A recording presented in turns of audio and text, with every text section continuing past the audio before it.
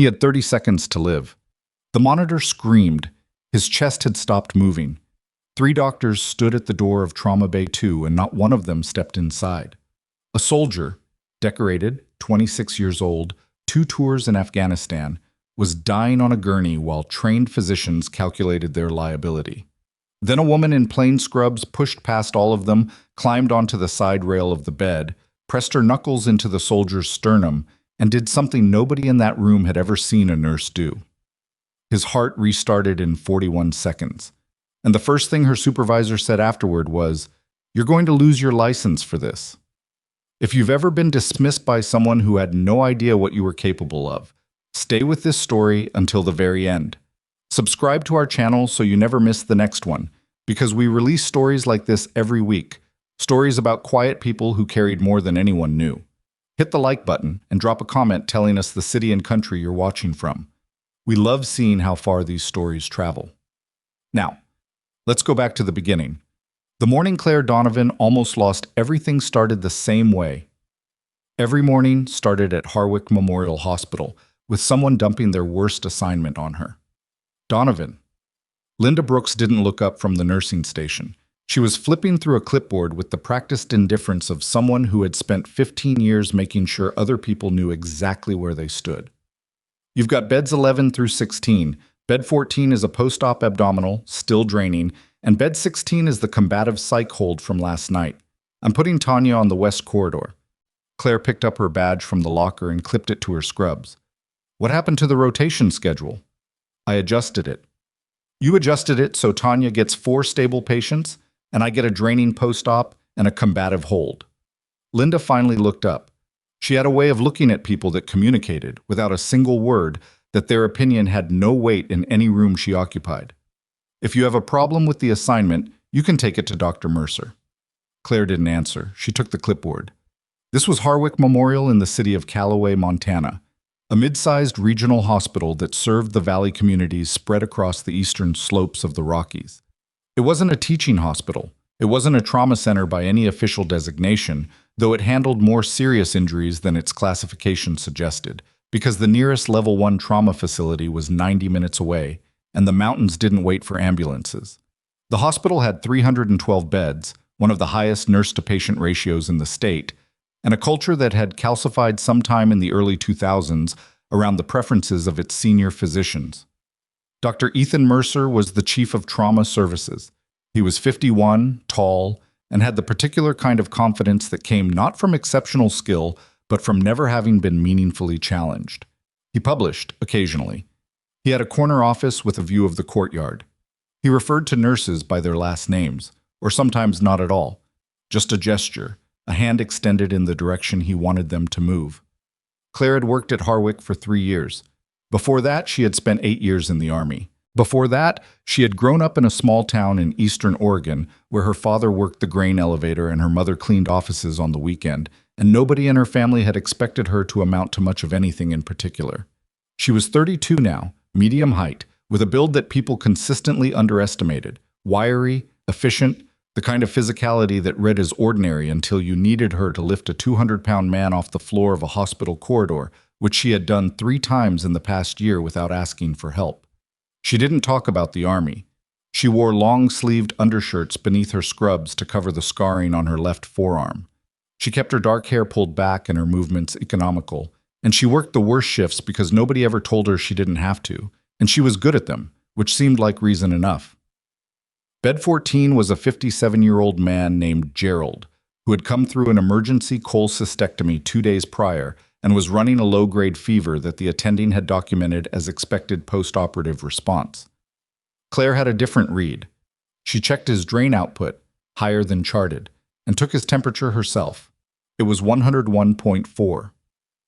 His wound site had a quality to it that she recognized from a long time ago, a slight tension at the margin, a faint odor that wasn't in the chart because nobody had gotten close enough to notice it. She flagged it on his file and sent a note to the attending. The attending's response came back 40 minutes later. Monitor and reassess at 1800. She stood at the nursing station and read that note twice. Bed 16 was a man named Darnell, who had been brought in the previous night in a dissociative episode and had spent most of the night restrained. He was calmer now, sitting up, asking for water and a phone charger.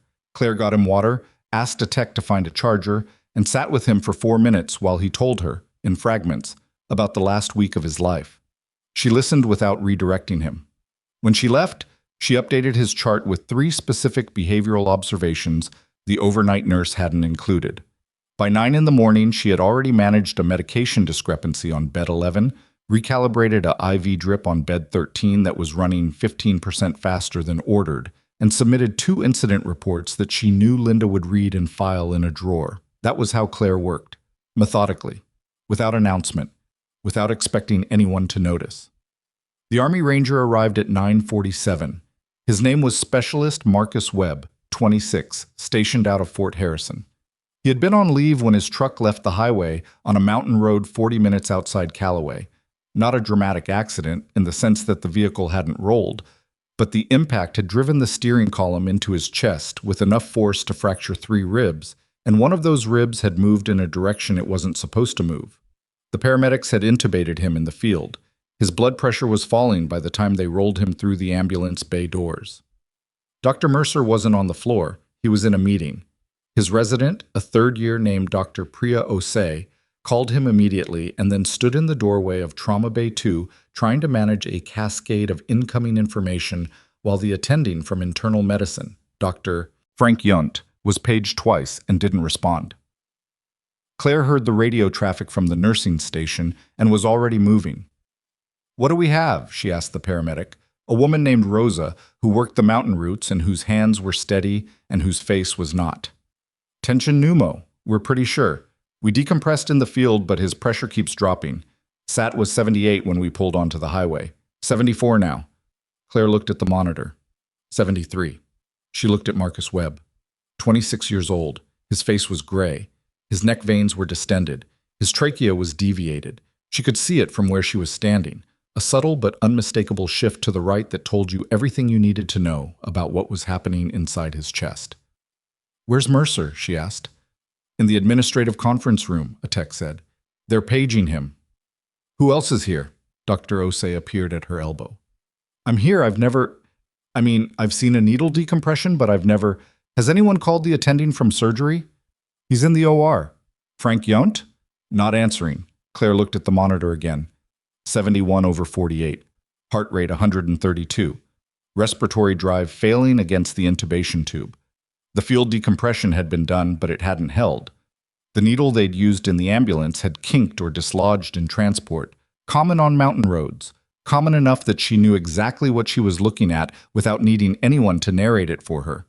He needed a chest tube. He needed it now. He needed a surgeon, and in the absence of a surgeon, he needed someone who had done this before, under worse conditions than a fully equipped trauma bay in a regional hospital in Montana. She had done it in a forward operating base outside Kandahar with a headlamp and a field kit and 2 soldiers holding a patient down on a dirt floor. She crossed to the instrument tray. "What are you doing?" Linda Brooks had materialized in the doorway. Linda had that gift. The ability to appear at exactly the moment when she would be most counterproductive. "He has a tension pneumothorax. The field decompression failed. He needs a chest tube." "You are a nurse, Claire." "I know what I am." "You cannot insert a chest tube. That is a physician procedure." Claire looked at Dr. Osei. Dr. Osei looked back at her with an expression that Claire had seen on young soldiers in the field. Not cowardice exactly, but the paralysis of someone who had trained extensively for a situation and discovered, in the reality of it, that training and doing were entirely different things. "Dr. Osei," Claire said, keeping her voice level, "do you want to perform the procedure?" A beat. The monitor alarmed. The systolic dropped to 61. "He's going to code in 30 seconds, Claire said. "Dr. Osei, you can perform the procedure and I will assist you. Or you can tell me to proceed and take responsibility for that instruction. Either way, someone needs to make a decision right now." Linda made a sound that was half outrage and half something she would never have admitted to. "Don't you dare!" "Yes," Dr. Osei said. Her voice cracked slightly on the single syllable. "Do it." Claire moved without ceremony. She had already identified the site. 5th intercostal space, mid-axillary line, left side. She had already calculated her landmarks. Her hands were gloved. She asked the tech for lidocaine, and the tech, who had been watching all of this with the expression of someone watching a building fire, snapped out of it and handed her the syringe. What happened in the next 4 minutes was not dramatic in the way that people who watch medical dramas imagine medical procedures to be dramatic. It was exact. It was focused. It was a series of specific, practiced movements performed in a specific order, with Claire narrating each step quietly, not for the patient, who was intubated and losing consciousness, but for Dr. Osei, who was standing beside her and needed to see how it was done. The tube went in. The sound was immediate, a rush of air that meant the collapsed lung had space again, that the pressure that had been displacing his heart and compressing the great vessels was releasing. The blood pressure on the monitor began to climb within 90 seconds. 61, 70, 78, 84. Heart rate dropped from 132 to 112. Oxygen saturation climbed from 73 to 89 to 94. Claire stepped back. She was aware, distantly, that there were more people in the room now. A second tech, a respiratory therapist, and at some point Dr. Frank Yunt had appeared in the doorway with his tie loosened and the expression of a man who had just realized he had missed something significant. She was also aware that Linda Brooks hadn't moved from the doorway, and that Linda Brooks was looking at her with an expression that had nothing to do with the patient on the table. Dr. Mercer arrived 11 minutes later. I was still holding his phone when he walked into Trauma Bay 2, and he read the room in the way that experienced physicians read rooms. The monitor, the patient's improving color, the chest tube already secured and draining, and then he looked at Claire. Who performed this procedure? Dr. Osei said, I authorized. Who performed it? A silence. Donovan, Linda said. She inserted the tube. I tried to stop her. Mercer looked at Claire for a long moment. She met his eyes and did not look away. My office, he said. When your shift ends. He turned back to the patient and began his own assessment, and the room reorganized itself around him, and Claire returned to her other patients because there were 5 of them, and they still needed her. The meeting in Mercer's office lasted 22 minutes. He was not theatrical about it. That was one thing she could say for him. He didn't raise his voice. He didn't perform outrage. He didn't lecture her about the hierarchy of the medical profession in the way that some physicians did when they needed to make a point about their own importance. He was clinical, methodical. He explained to her, in flat language, that she had performed a surgical procedure without physician authorization, that Dr. Osei's verbal instruction in a moment of crisis did not constitute formal authorization, that the hospital's liability exposure was significant, and that her nursing license was at risk. He was dying, she said. I understand that. It's not the point. It's the only point. Claire. He set down the pen he'd been holding. I'm not debating the outcome with you. The patient survived. That's good. The issue is how it happened. You made a unilateral decision to perform a procedure outside your scope of practice, in front of a resident and 2 techs, in a hospital where this kind of thing cannot become a precedent. Because the precedent you're worried about is nurses saving lives when doctors aren't there to do it. Something shifted in his expression. Not anger. Something cooler than anger.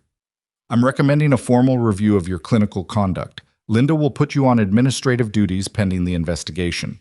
If the review board determines that your license requires referral to the state nursing board, that process will proceed separately. Claire looked at him. She thought about Marcus Webb's blood pressure reading at 61/48. She thought about the sound the chest tube had made when it released the trapped air. She thought about a lot of things she didn't say. Is that everything? She asked. For now. She stood up. Gerald Fairway in bed 14 has a wound infection that your attending documented as expected post-op fever. His drain output is elevated and his wound margin is tensioning. If someone doesn't culture that site today, he's going to be back in surgery by Friday. Mercer said nothing. That's everything, Claire said, and left. She found out about the administrative duty assignment from Linda, who delivered the news at the nursing station the following morning with a degree of visible satisfaction that was almost impressive in its transparency. Effective immediately, Claire would be reassigned from direct patient care pending the results of the review board's investigation. She would retain her position at the hospital, but would work exclusively in administrative support, scheduling, inventory management, documentation. 3 other nurses at the station overheard this. None of them said anything. 2 of them looked at the floor. Claire said, "Understood," and spent the morning filing medication inventory reports and updating supply chain documentation, which was as boring as it sounds, and which gave her a significant amount of uninterrupted time to organize the files she had been building for the past 14 months. That was something nobody at Harwick Memorial knew about Claire Donovan. She kept records. She had started keeping them after a patient in her early months at the hospital, a 63-year-old woman named Dorothy Ames, had experienced a medication error that resulted in a 3-day ICU stay and a near-fatal cardiac arrhythmia. The error had been attributed in the incident report to nursing documentation failure. Claire had been on shift. She had documented the correct medication and dosage. The incident report had referenced a different version of her charting notes, a version she had never written. She hadn't said anything then. She hadn't known enough yet about the hospital, about the people in it, about how deep certain patterns went, but she had started writing things down. In 14 months, she had documented 11 medication discrepancies with corresponding chart alterations. 6 incidents of altered physician notes that changed the clinical record of patient outcomes. 3 complaints from nurses who had been written up or reassigned after raising safety concerns. A pattern of patient billing codes that didn't correspond to documented procedures, and a folder of emails, forwarded to her personal account, carefully preserved, that suggested at least one senior administrator was aware of the billing irregularities and had chosen to manage them internally rather than report them. She had a system. She had organized everything by date, by patient record number, by category of concern. She had printed backups. She had off-site backups of those. What she was doing, sitting at an administrative desk filing inventory reports, was making a final decision about what to do with all of it. She had been making that decision for a while. Marcus Webb was moved from the ICU to a step-down room on the second floor on day 2. He was alert, uncomfortable, and not at all where he wanted to be, which was a sentiment Claire recognized from years of treating soldiers who were physically incapacitated and mentally still trying to get up and accomplish something. She wasn't assigned to his care, she wasn't assigned to any patient care currently, but she passed his room during a documentation run on the second floor, and she could see through the window that he was awake and reading something on his phone with the focused determination of someone who would rather be anywhere else. She didn't go in. There was no reason to go in. She was at the elevator when she heard him call out, "Hey!" She turned. He was sitting up in bed, the door open, looking at her through the glass with an expression she couldn't quite read. "You're the one who was in there, right? When I came in." She came back to the doorway. "I was on shift. The paramedic told me, Rosa, the one who brought me in, she said one of the nurses did the procedure, the chest tube. You should be resting." "I know. I'm terrible at it." He shifted slightly and tried not to show the pain that came with it. "Where'd you learn to do that?" Claire considered the question. "I've had some training." He looked at her for a moment longer than the comment warranted. He had dark eyes, very level, the kind of gaze she recognized from men and women who had spent time in places where reading people quickly wasn't a social skill, but a survival one. "Okay," he said, in a tone that meant he was accepting her answer without believing it. "Well, thank you." "Get some sleep," she said, and went back to the elevator. She didn't think about the way he had looked at her. She thought about Gerald Faraway, whose wound site she was now not authorized to check, and about whether the attending had ordered that culture yet. She thought about the documentation folder on her home computer, and about the Federal Healthcare Oversight Office, and about whether what she had was enough to send. The elevator doors opened. Linda Brooks was standing in the lobby on the floor below, talking to Dr. Mercer. They were standing close, their voices low, and both of them looked up when Claire stepped out. Linda's expression was the kind that people wear when they're discussing something and then the subject of the discussion walks in. Mercer's expression was harder to read, but his eyes went to Claire and stayed there for a beat too long before he turned back to Linda and finished what he was saying. Claire walked past them to the documentation office and sat down and opened her inventory files and thought about 14 months of records and about the specific legal threshold required to trigger a federal investigation and about whether she had crossed it yet. She thought she probably had. She pulled out her phone and began drafting an email she had been composing in her head for a long time. and she was 3 paragraphs into it when her personal phone buzzed with a text from a number she didn't recognize. No name, just a Montana area code. And the text said only, "I know who you are, Staff Sergeant." Claire set the phone face down on the desk. She sat very still for a moment. Then she picked the phone back up and looked at the number again, and something that had been dormant in her for a long time, something she had spent 3 years in Callaway, Montana trying to leave behind, woke up all at once, and she understood that whatever she had thought was going to happen next was about to happen very differently than she had planned. She turned the phone over twice in her hand before she put it in her pocket. The documentation office was a narrow room on the second floor with a single window that looked out over the employee parking lot. There was a dying potted plant on the filing cabinet that someone had stopped watering months ago and nobody had thrown out, and the overhead light flickered every few minutes with the frequency of something that had been reported to maintenance and ignored. Claire sat in that room and looked at the number on her phone and thought carefully about what she knew and what she didn't know, and what the difference between those two things meant. She didn't know who had sent the text. She knew the area code was Montana, which narrowed nothing. Montana was a big state, and Fort Harrison was 40 minutes from Callaway. She knew that only one person in this hospital had any reason to know what she had been before she was a nurse at Harwick Memorial, and that person was lying in a step-down room on this floor with 3 fractured ribs and a chest tube she had put there herself. She typed back, "Who is this?" No punctuation. She'd stopped using question marks in text messages sometime during her second deployment, when everything felt too urgent for grammatical courtesy. The reply came in under a minute. "Sergeant First Class Devin Rawls, 2nd BN, 75th Ranger Regiment. You patched me up outside Ghazni in 2017. I'd know those hands anywhere." Claire read the message. She read it again. She had been in Ghazni in the spring of 2017 as part of a medical support element attached to a ranger operation that had gone sideways in the second hour. She remembered the night. She remembered the specific quality of the darkness out there, how different it was from Montana darkness. Thicker, somehow, more absolute. She remembered 3 casualties, 2 critical. She remembered one soldier who had taken fragmentation to his left side and had kept trying to sit up while she worked on him, and she had put her forearm across his chest and told him in a voice she usually reserved for patients who were conscious and combative, "Stay down or I will make you stay down." And he had actually laughed. Blood on his teeth, lung partially compromised, and he had laughed. She typed, "How did you find me?" Webb called the unit, told us what happened in the trauma bay. I did some digging, took about 4 hours. She stared at the flickering overhead light for a moment. 4 hours.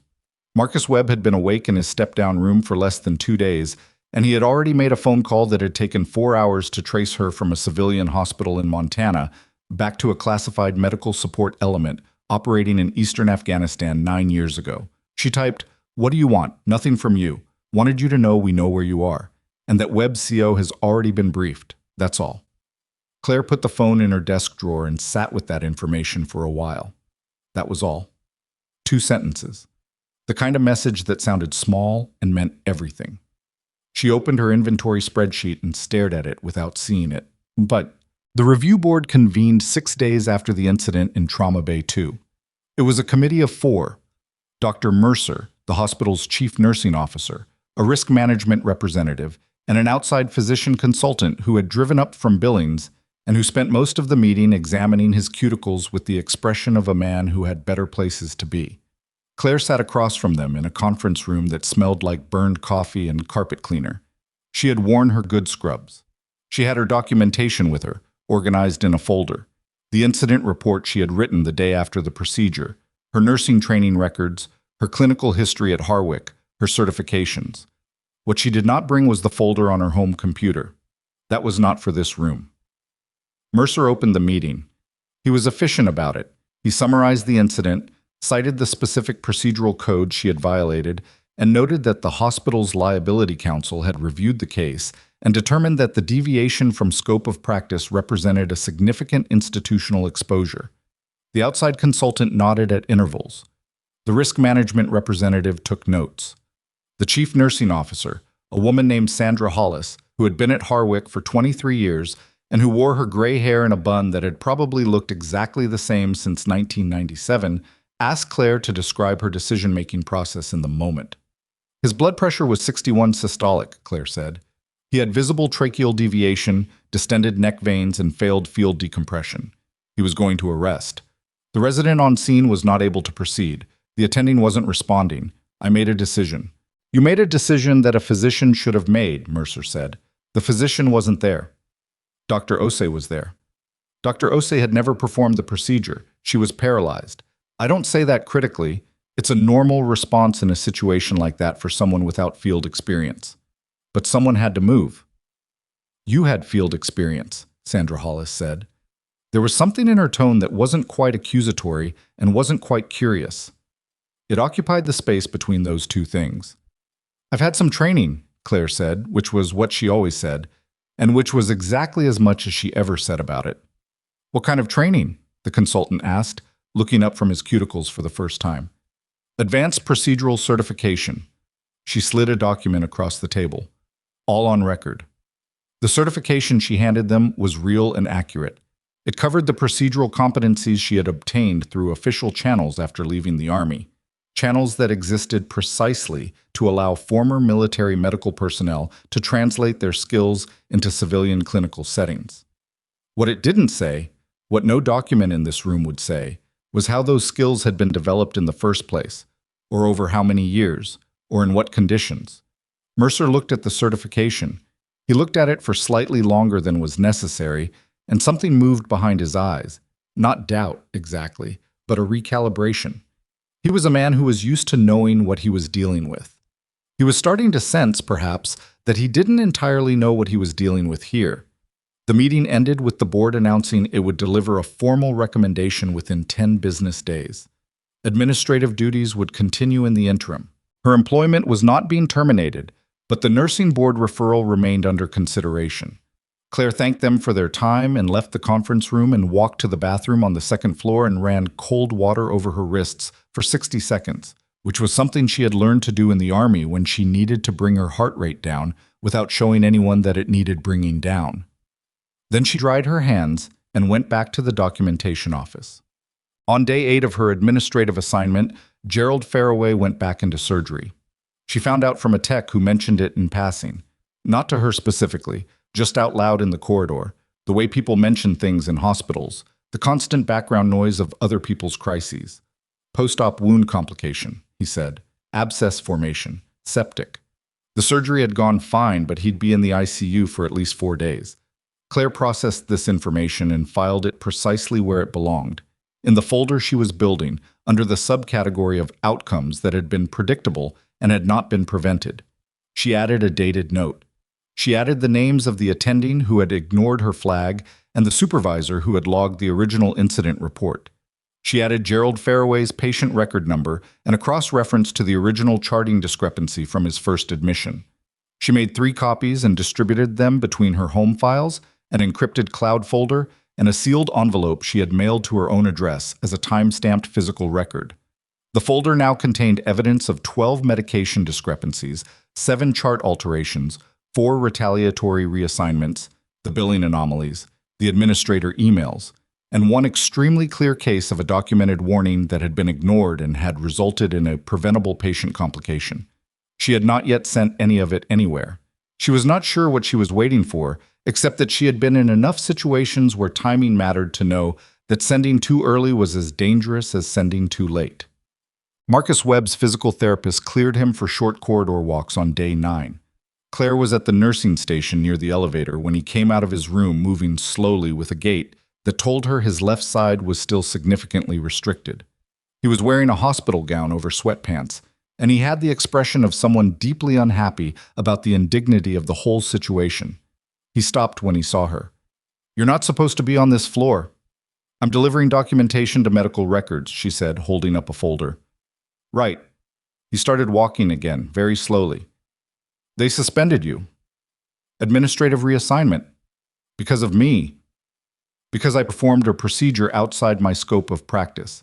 Those are different things." He walked another few feet and stopped again. The effort was more than he was willing to show and slightly more than he could hide. "My CO wants to talk to you," he said. Claire kept her expression neutral. "I'm sure he does." He's not threatening you or anything. He's trying to help." "Nobody needs to help me." Webb looked at her with that level reading gaze he'd had since the first time she'd seen him conscious. Sergeant Rawls told me he texted you. He did. And? And I appreciate the thought. I have a situation here that I'm managing. You're being investigated for saving my life. I'm being investigated for exceeding my clinical scope. That's a real thing. They're not wrong that I exceeded it. He was quiet for a moment. Then, carefully, where were you stationed? She gave him the answer she always gave. I was in the Army for 8 years. That's not what I asked. I know. She picked up the documentation folder she'd set on the counter. Get your walk in. Your left hip flexor is compensating for the rib restriction, and if you walk too far today, you'll seize up overnight. She went to the elevator without looking back. She was aware, as the doors closed, that he was watching her, and that whatever phone call Devin Rawls had described was probably going to lead to more phone calls, and that whatever she had imagined controlling about the next 2 weeks was beginning to slip in a direction she hadn't anticipated. On day 11, Linda Brooks submitted a formal complaint to the state nursing board. This was not a surprise. It was in fact a move Claire had anticipated and had been prepared for since the morning after the incident, which was why the letter from Linda that arrived in the hospital's system, citing unprofessional conduct, unauthorized procedures, and what Linda characterized as a pattern of insubordination, was met with a response from Claire's attorney within 24 hours. The attorney's name was Rosalind Faber. She was 44, practiced out of Missoula, and had spent the first decade of her career doing malpractice defense before she switched sides and spent the next decade doing the opposite. Claire had retained her 6 weeks ago, not in anticipation of the Webb incident specifically, but because she had known, by that point, that what she was building with her documentation folder was going to require legal infrastructure when she finally deployed it. Rosalind's response to the nursing board complaint was 3 pages of precise, unhurried language that simultaneously documented the procedural basis for Claire's clinical decision, cited the hospital's own staffing deficiencies on the day of the incident, and attached a preliminary notice of the documentation package that Rosalind's office was currently reviewing for submission to the Federal Healthcare Oversight Division. Preliminary notice. Not the package itself. Just the notice that the package existed and was coming. Claire had told Rosalind to include that. She had explained in the way she explained most things, clearly without drama, why she wanted the hospital to know what was coming before it arrived. Rosalind had looked at her across the desk in Missoula and said, "You want them to have time to make it worse for themselves."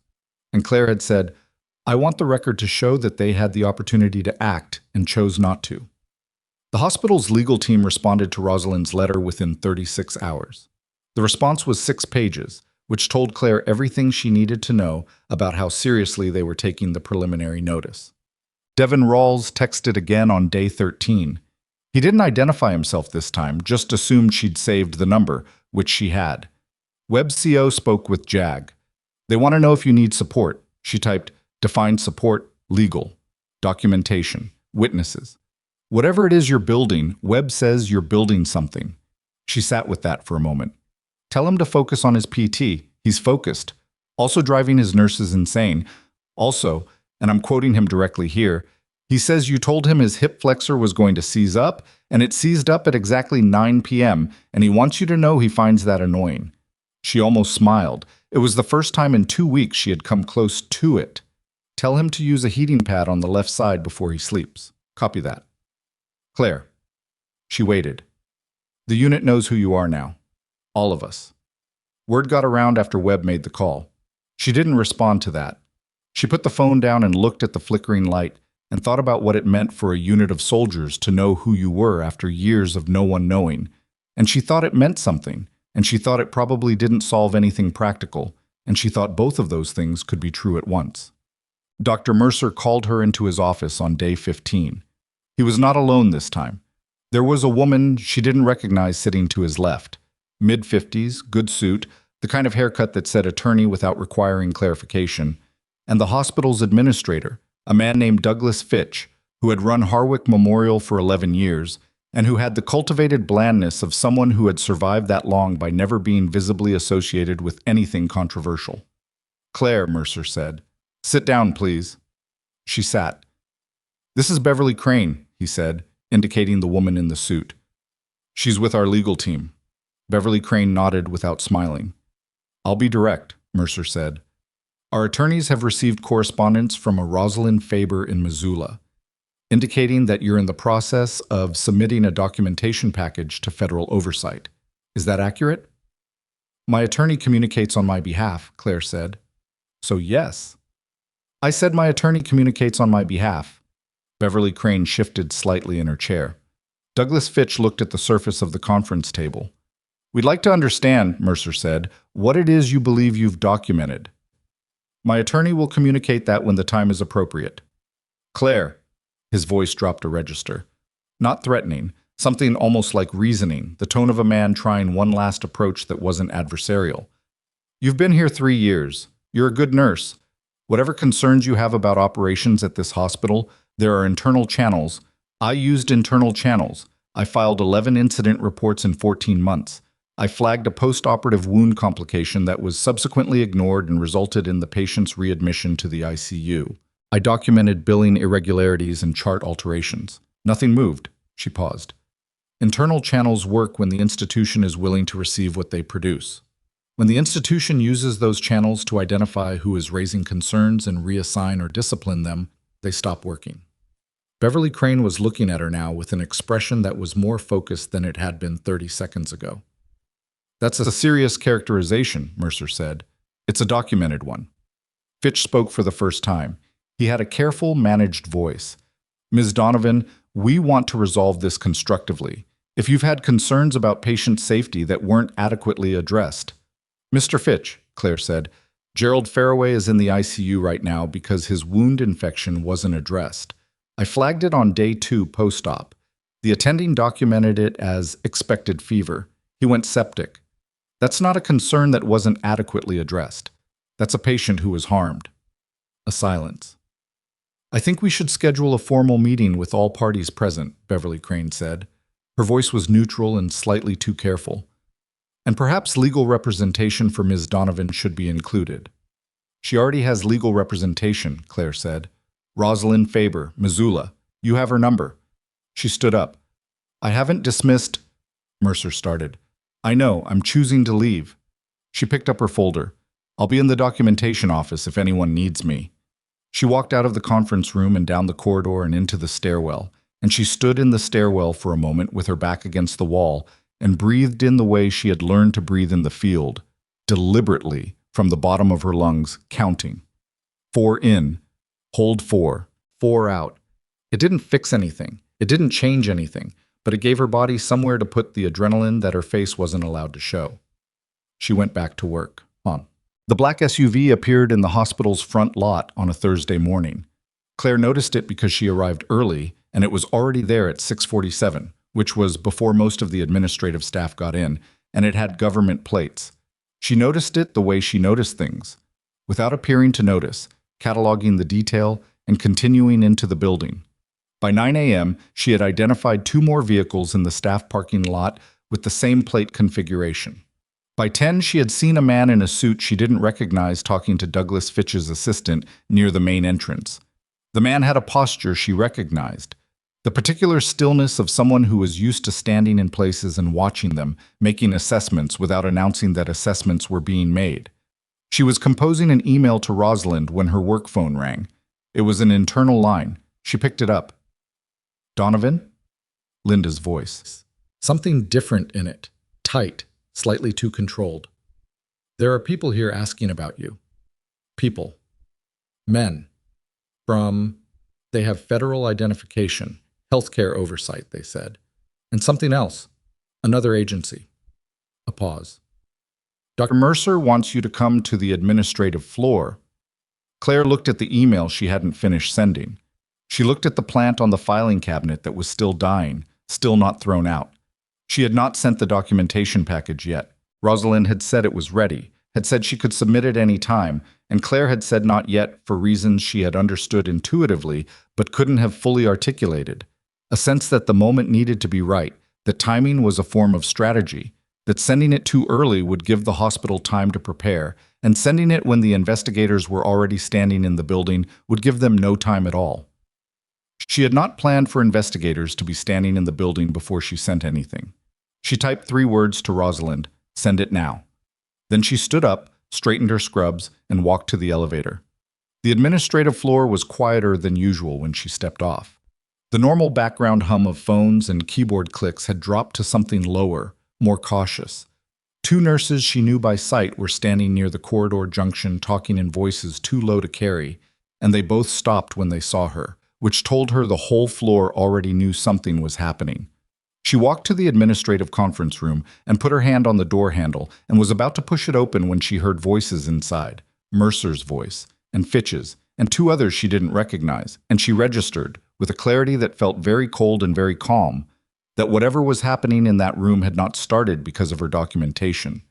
It had started because of a phone call a wounded ranger had made from a step-down room 9 days ago. She pushed the door open. There were 4 people already seated at the table, Fitch and Mercer on one side, and across from them 2 men she had never seen before. One was in a suit, one was not. The one who was not was in a uniform. Army green, service dress, chest full of ribbons. And he was a colonel, and when Claire walked in, he looked at her with an expression that did something she hadn't been prepared for, which was that it was not impersonal and not official and not anything other than direct recognition. He stood up. She stopped walking. The man in the suit, who had federal health oversight credentials visible on his belt, did not stand. He was watching the exchange with the careful attention of someone taking mental notes. "Staff Sergeant Donovan," the colonel said. Claire's mouth was very dry. I've been separated for 3 years." "I know." He pulled a folder from the briefcase beside him. "We're aware of your separation. We're aware of your service record, your medical file, and the circumstances of your discharge." He set the folder on the table. "We've also been made aware, in the last 48 hours, of your current employment situation, which is why we're here," Mercer said very carefully. "Colonel, we welcome any opportunity to cooperate with Dr. Mercer." The colonel's voice was not loud. It didn't need to be. "I'll let Mr. Hastings from the Oversight Division speak to the hospital's cooperation in a moment. I'm speaking to Ms. Donovan right now." Mercer closed his mouth. The colonel looked back at Claire. "We need to talk. Not here." He glanced at the room in a way that included everyone in it and excluded no one specifically. "Somewhere else." Claire looked at the folder on the table. She looked at the man named Hastings from the Oversight Division, who was still watching her with that careful, note-taking attention. She looked at Mercer, who had the expression of a man beginning to understand that the review board investigation he had initiated was about to become the least significant thing happening to him. "All right," she said. And as she turned to follow the colonel out of the room, her phone buzzed in her pocket. A single notification from Rosalind's office that said only, "Submitted. Federal portal confirmed receipt at 10:47 a.m., 41 seconds. That was how long it had taken Marcus Webb's heart to restart in Trauma Bay 2. 41 seconds between the moment Claire had moved and the moment his blood pressure began to climb. She had counted them at the time, without meaning to, the way her mind had always worked under pressure. Precise, involuntary, impossible to turn off. She thought about that number now, walking down the corridor with a colonel she had never met toward a conversation she couldn't predict. While behind her in the conference room, Douglas Fitch was asking Beverly Crane in a very controlled voice what exactly federal oversight submission meant for the hospital's accreditation status. She didn't look back. Whatever had been dormant for 3 years in Callaway, Montana was fully awake now. And the thing about dormant things was that when they woke up, they didn't wake up quietly, and they didn't wake up small. And the people who had spent the last 3 years deciding she was someone who could be safely dismissed were about to discover what she already knew, that the cost of underestimating someone was always paid eventually, and it was always paid in full. The colonel's name was Raymond Voss, and he did not make small talk. He walked her to a hospital conference room on the ground floor, not one of the administrative rooms, but the smaller one near the chapel corridor that was usually used for family consultations. The kind of room where the furniture was softer and the lighting was warmer because it was designed for people receiving bad news. Voss didn't sit in the soft chairs. He stood near the window with his hands behind his back and waited for Claire to close the door. "How much do you know about why I'm here?" he asked. "I know Webb made a phone call. I know Rawls reached out to me. I know the unit identified me. That's the short version." He turned from the window. He was in his early 50s, with a face that had spent significant time outdoors and in fluorescent-lit operations centers, in roughly equal measure. And the combination had produced something that was neither weathered nor polished, but somewhere in between, a face that was used to delivering information without softening it. The longer version starts in 2019. She waited. After your medical discharge, your service record was flagged for review as part of a broader classification audit. A number of combat medical support operations from 2016 through 2018 were reclassified at a higher level, which meant the personnel files associated with those operations were also reclassified. Your commendations didn't follow you out the door the way they should have. That wasn't intentional. It was bureaucratic, which is sometimes worse because it's harder to fix. He paused. 3 citations. 2 of them classified. One of them, the one from Ghazni, was supposed to be declassified and submitted for formal recognition in 2020. It got buried in the reclassification backlog. We found it 8 months ago when we started doing a systematic review of the backlog files. Claire was very still.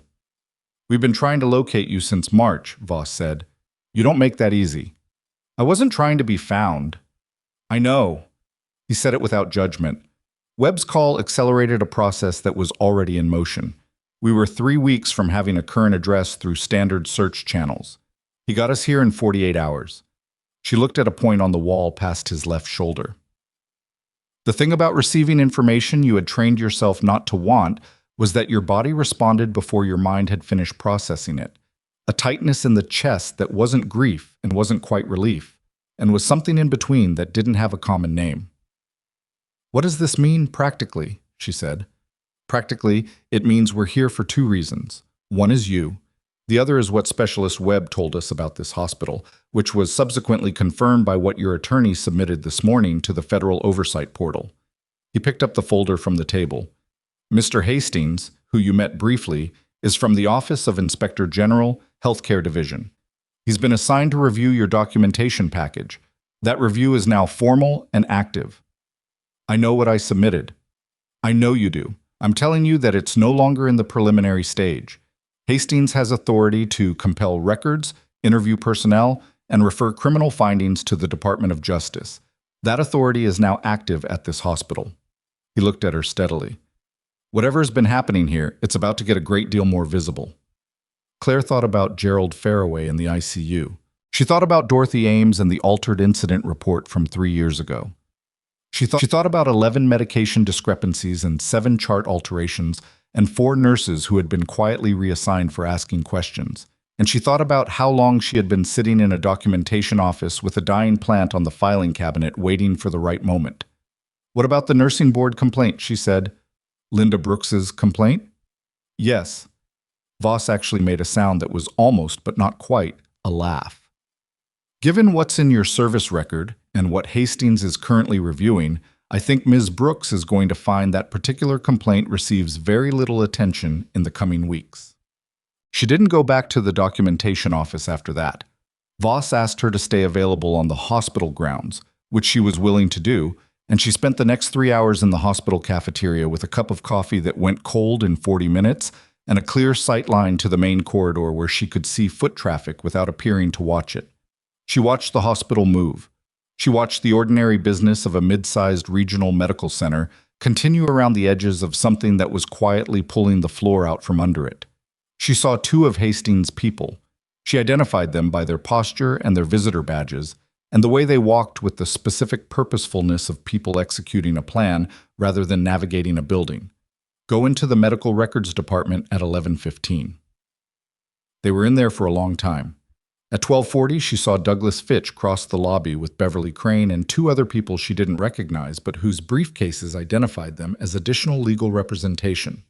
They were moving quickly and not speaking to each other, which told her the conversation was already past the stage of strategy and had moved into something more reactive.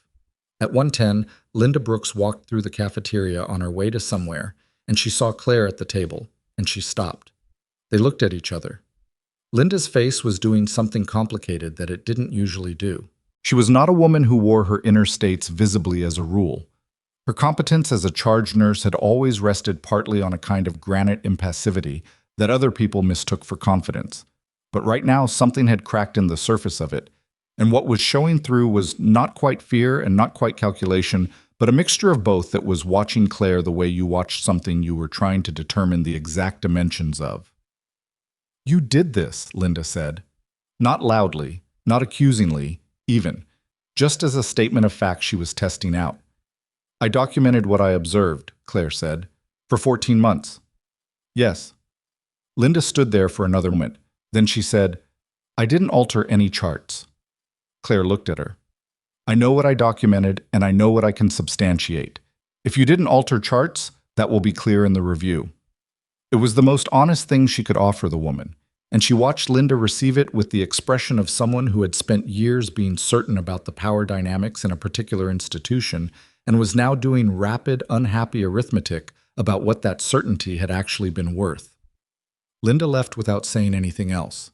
Claire drank her cold coffee and waited. At 2:30, Voss came back. He sat across from her at the cafeteria table, which was the first time he had sat down since she'd met him, and the fact that he was sitting told her something before he said anything. "There's going to be a formal meeting at 4 o'clock in the main conference room," he said. "Hospital administration, legal, Hastings' team, and myself. Your attorney is being conferenced in from Missoula. You'll be present." "All right. Before that meeting, I need you to understand something about how this afternoon is going to proceed." He folded his hands on the table. He had big hands, the kind that came from years of working with equipment and gear, and not a desk. "The OIG review is going to take weeks. The documentation you submitted is substantial, and the verification process is not fast. What happens this afternoon is not the resolution. It's the beginning of the resolution." "I know that." "The hospital is going to come in with a containment strategy. They're going to propose internal remediation, self-reporting frameworks, cooperative disclosure, all of which are legitimate options under the law, and all of which are also, functionally, attempts to control the pace and scope of what gets exposed and when. Hastings won't accept that. Hastings may not have the option of refusing it entirely. Cooperative disclosure has legal weight." Voss looked at her steadily. "What I want you to know is that regardless of what the hospital proposes this afternoon, the military component of this is separate. Your service record, your commendations, the Ghazni citation. That process runs on its own track, and it doesn't require the hospital's cooperation or the OIG timeline." Claire looked at the surface of the table. "I didn't ask for that." "I know you didn't. That's not the point." He leaned forward slightly. "You have been working at this hospital for 3 years, and living in this city, and doing the work you were trained to do, and the people here have treated you like you were invisible and interchangeable and easily disposable. And I understand why you didn't reach out. I understand why you buried it and moved on." He paused. "But the record exists regardless of whether you want it to, and we're going to correct it regardless of whether you find that comfortable." She didn't say anything for a moment. "You sound like my first sergeant," she said finally. Something shifted in Voss's expression. Not a smile exactly, but the ghost of one. "Good man or bad man?" "Good man. Extremely annoying." "I'll take it." The 4 o'clock meeting was everything Voss had said it would be.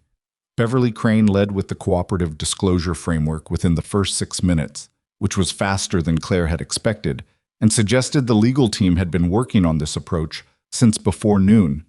The framework was detailed: a 60-day internal audit, a third-party compliance monitor, a self-reporting structure to both the OIG and the State Medical Board, and a proposed patient remediation fund that would address identified harm cases, including, specifically, Gerald Faraway.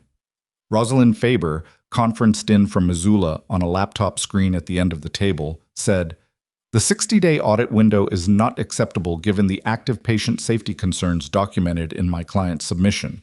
The OIG would need to retain primary oversight authority throughout." Hastings said, "That's consistent with our position." Fitch said, "Douglas, Mr. Fitch," that's the hospital's chief administrator, said carefully, "We are prepared to extend full cooperation to the OIG while preserving the institution's ability to continue serving its patient community. Harwick Memorial is the primary regional facility for—" "Mr. Fitch," Rosalind said through the laptop speaker, "my client documented 7 chart alterations in 14 months. Those alterations appear on patient records that are still in use. That's an active patient safety issue, not a historical one. The compliance framework you're describing addresses liability.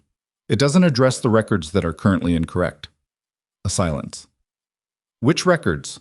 Beverly Crane said, very carefully. Rosalind listed 4 patient record numbers. She had them ready, which meant she and Claire had prepared this, which they had, sitting on the phone at 11:30 that morning while Claire was in the cafeteria and Rosalind was in Missoula eating what she described as a truly terrible sandwich. The 4 patient record numbers landed on the table like something physical. Fitch looked at Mercer. Mercer had been quiet through most of the meeting, which was unusual for a man who ran rooms, and he was quiet now, but his expression had shifted over the course of the last hour into something that was harder to read than anything she had seen from him before. Not the confident detachment of his office, not the clinical authority of the conference room 2 weeks ago, but something tighter and more interior, a man recalculating in real time. Dr. Mercer, Hastings said, we'll need to speak with you separately after this meeting. You and I and 2 members of my team. Mercer said, of course, and his voice was perfectly level, and Claire had spent enough time in the Army around people who were holding things together by force of will to recognize exactly what that level voice was costing him. The meeting ended at 5:40 without resolution, which was not the same as without progress. Hastings' team would begin formal record review the following morning. Rosalind would file a supplementary brief to the OIG by end of week. The hospital's legal team would have until Friday to respond to the specific record numbers Rosalind had cited. Beverly Crane shook nobody's hand when she left. Webb was walking the corridor again at 6:15 when Claire came off the elevator on the 2nd floor.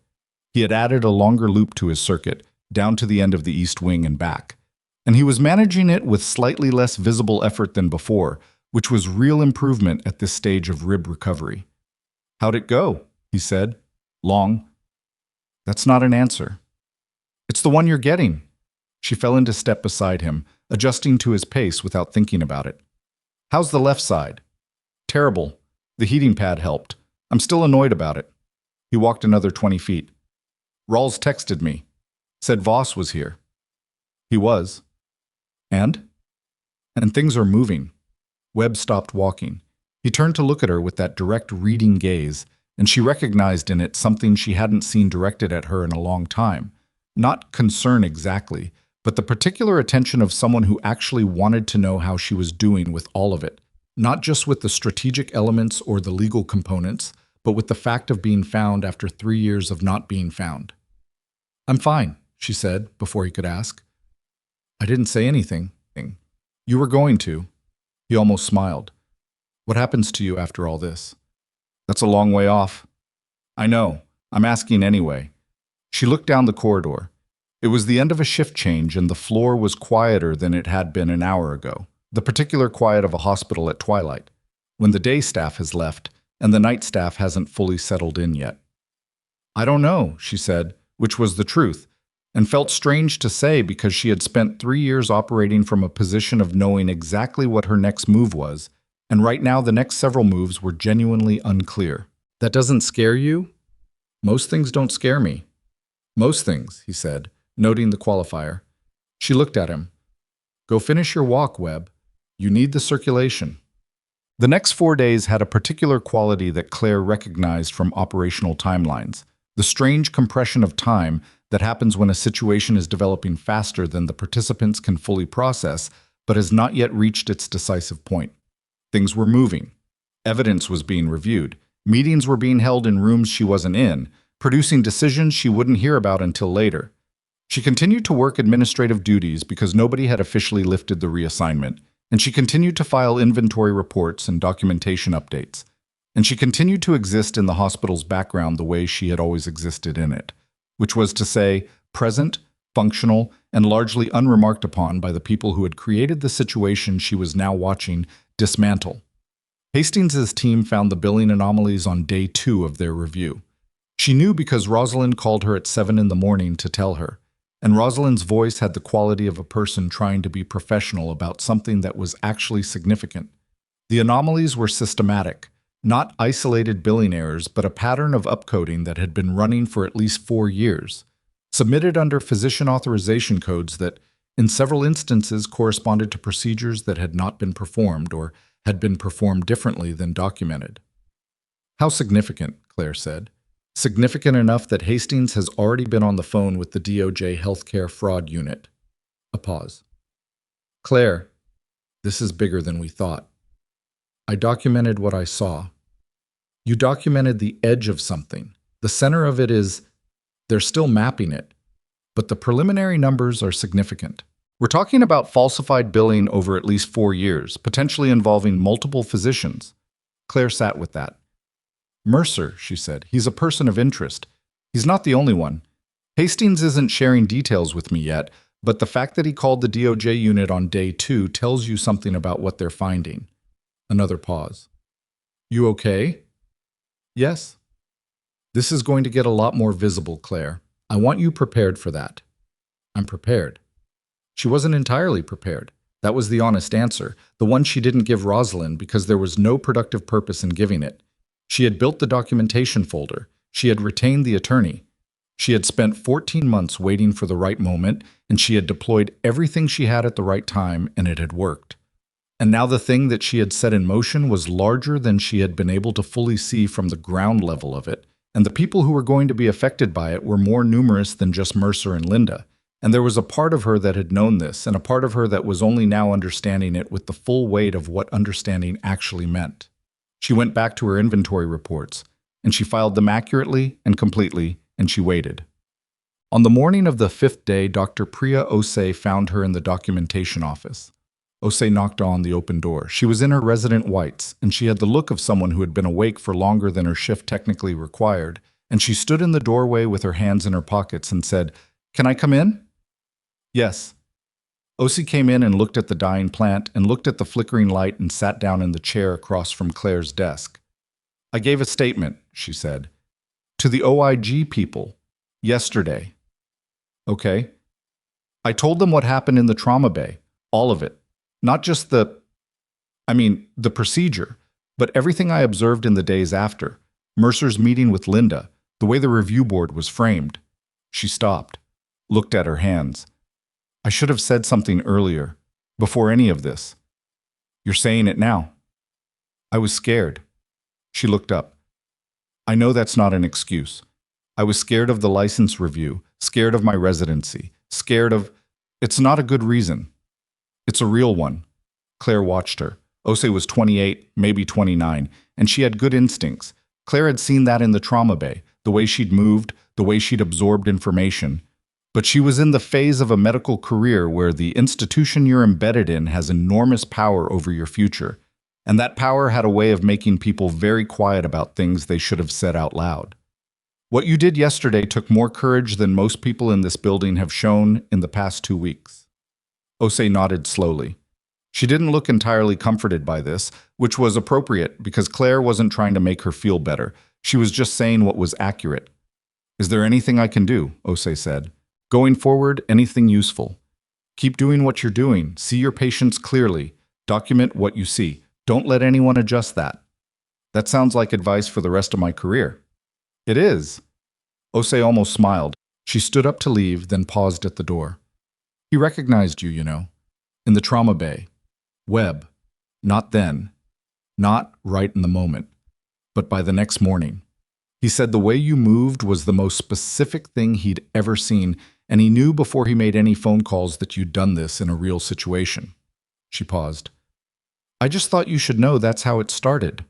Claire looked at the inventory spreadsheet on her screen. Thank you, she said.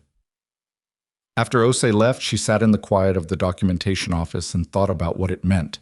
That the thing she had spent 3 years trying to make invisible about herself was the exact thing that had been seen most clearly, and that the seeing of it had started not with any bureaucratic search or military inquiry, but with a 26-year-old ranger lying on a gurney, looking at the way a nurse moved and knowing, in the bone-level way that people who have been in the field know things, that he was watching someone who had been somewhere. She had not planned for that. She could not have planned for that. And the thing she had spent the most careful effort in the world trying to manage had come apart not because she had failed, but because she had been too good at what she was. And some things you couldn't make invisible no matter how hard you tried, because they lived in the body, and the body couldn't lie. The call came at 11:40 on the 6th morning, and it was Rosalind. And Rosalind said 2 things. The first was that the DOJ had opened a formal fraud investigation into Harwick Memorial Hospital, and that the subjects named in the investigation included Dr. Ethan Mercer, one other physician whose name had not been publicly released, and Douglas Fitch in his capacity as chief administrator. The second was that Mercer had, at 8:15 that morning, arrived at the hospital, spoken with Beverly Crane for 40 minutes, and then left the building. He had not been back. Claire sat with this information. "Where did he go?" she said. "We don't know. Crane says she can't speak to his location. Hastings' team has been notified." A pause. "Claire, he's lawyered up independently, not through the hospital, his own attorney. That's a significant move. It means he knows the hospital's interests and his interests are no longer the same." "Yes, and it means he may be considering it. The DOJ Healthcare Fraud Unit has indicated they're open to cooperation agreements with certain parties in exchange for. He's going to try to make a deal. Possibly. We don't know what he's going to offer or whether they'll accept it." Claire thought about 14 months of documentation.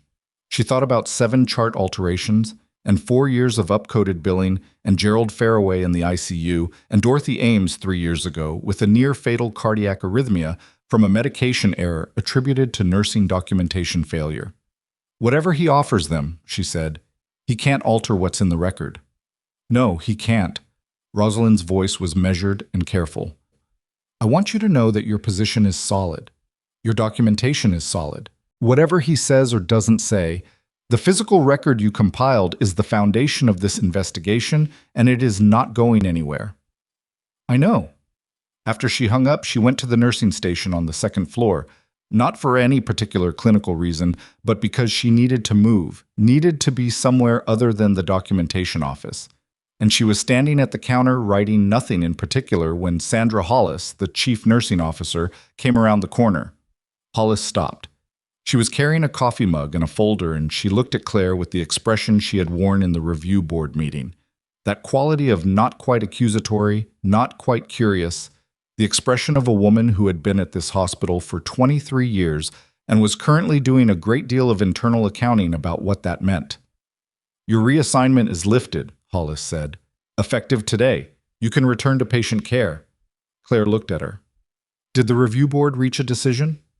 "The review is being tabled pending the OIG investigation." Hollis held her gaze.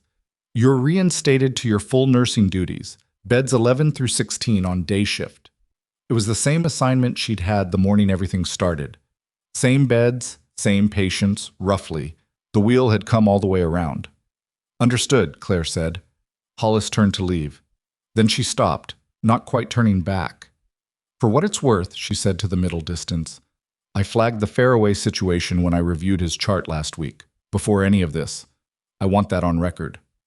"It should be on record," Claire said. "File the notation." Hollis nodded once and walked away. Claire picked up a patient chart from the rack behind the nursing station. She read it. She made a note. She was doing the work she had always done, in the place she had always done it, and the building around her was quietly coming apart at the seams, and she was the still point in the center of it. She was so focused on the chart that she almost missed the sound from the elevator bay. Almost. What she heard was footsteps, not the 1 or 2 sets of footsteps that came off an elevator in a normal moment, but several, moving with the synchronized rhythm of people who had practiced moving together. She had heard that rhythm before. She had been part of that rhythm, in corridors that looked nothing like this one. She set the chart down. She walked to the end of the nursing station and looked around the corner toward the elevator bay, and what she saw stopped her entirely. Not from fear, but from something she had no clean name for. A convergence of the last 3 years and the 8 years before them, and the specific involuntary recognition of what was happening that hit her somewhere below the level of thought. There were 4 of them, all in Army service dress. A sergeant major she didn't recognize, 2 captains flanking him, and behind them, walking with the precise, unhurried step of someone who had nowhere else to be and understood completely the weight of where he was, Colonel Raymond Voss. They were walking toward the nursing station. Every person in the corridor had stopped moving. Voss saw her and did not alter his pace, and the sergeant major saw her and the 2 captains saw her, and none of them changed anything about the way they were walking, which was deliberate and formal and unmistakable in its intention. and the ICU nurses and the step-down nurses and the ward clerk and the respiratory therapist who had been rolling a cart toward room 6 all stood still in the specific instinctive way that people stood still when they understood, without being told, that they were watching something that mattered. They stopped in front of her. Voss said, formally, "Staff Sergeant Claire Donovan." And then he did something she had not expected, had not been told to expect, had not planned for in any of the careful, methodical planning she had done for the past 14 months. He saluted her. Parade rest first, then full attention, then the clean, precise motion of a salute from a colonel to a subordinate, which was not the way it worked by protocol, except in specific, exceptional circumstances that Claire had never in 3 years in Callaway, Montana, imagined she would be standing in the middle of. The sergeant major saluted. The 2 captains saluted. She stood in her scrubs in the second-floor corridor of Harwick Memorial Hospital with a patient chart in her left hand and the morning light coming through the window at the end of the hall, and she was 32 years old, and she had not slept more than 5 hours in any of the last 6 nights, and her left forearm had a scar under her long-sleeved undershirt that corresponded to an injury sustained in eastern Afghanistan 9 years ago, and she did not cry, because she had not cried since the night she was medically discharged, and she was not going to cry now. But she understood in the way you understood things that hit you at the level of the body before they reached the brain, that this was the moment, this specific configuration of corridor and people and morning light, that something was being restored that she had stopped believing would ever be restored. She came to attention. She returned the salute. And somewhere behind her, from the direction of room 6, she heard a voice she recognized, a young, still recovering voice that had been making nurses' lives difficult for 2 weeks, and that said, quietly but clearly enough to carry, "Yeah, that's her." Voss lowered his salute. He reached into the briefcase the sergeant major carried and withdrew a document, sealed, formal, official, and held it out to her. "The Ghazni commendation has been formally declassified," he said, "along with 2 additional citations from 2017 and 2018. I'm here to deliver them in person because I was asked to by every single member of the unit who received your care during those operations, and because—" He stopped. Something human moved through his professional composure, brief and real. "Because this should have happened 4 years ago, and I'm sorry it didn't." Claire took the document. She looked at it in her hand.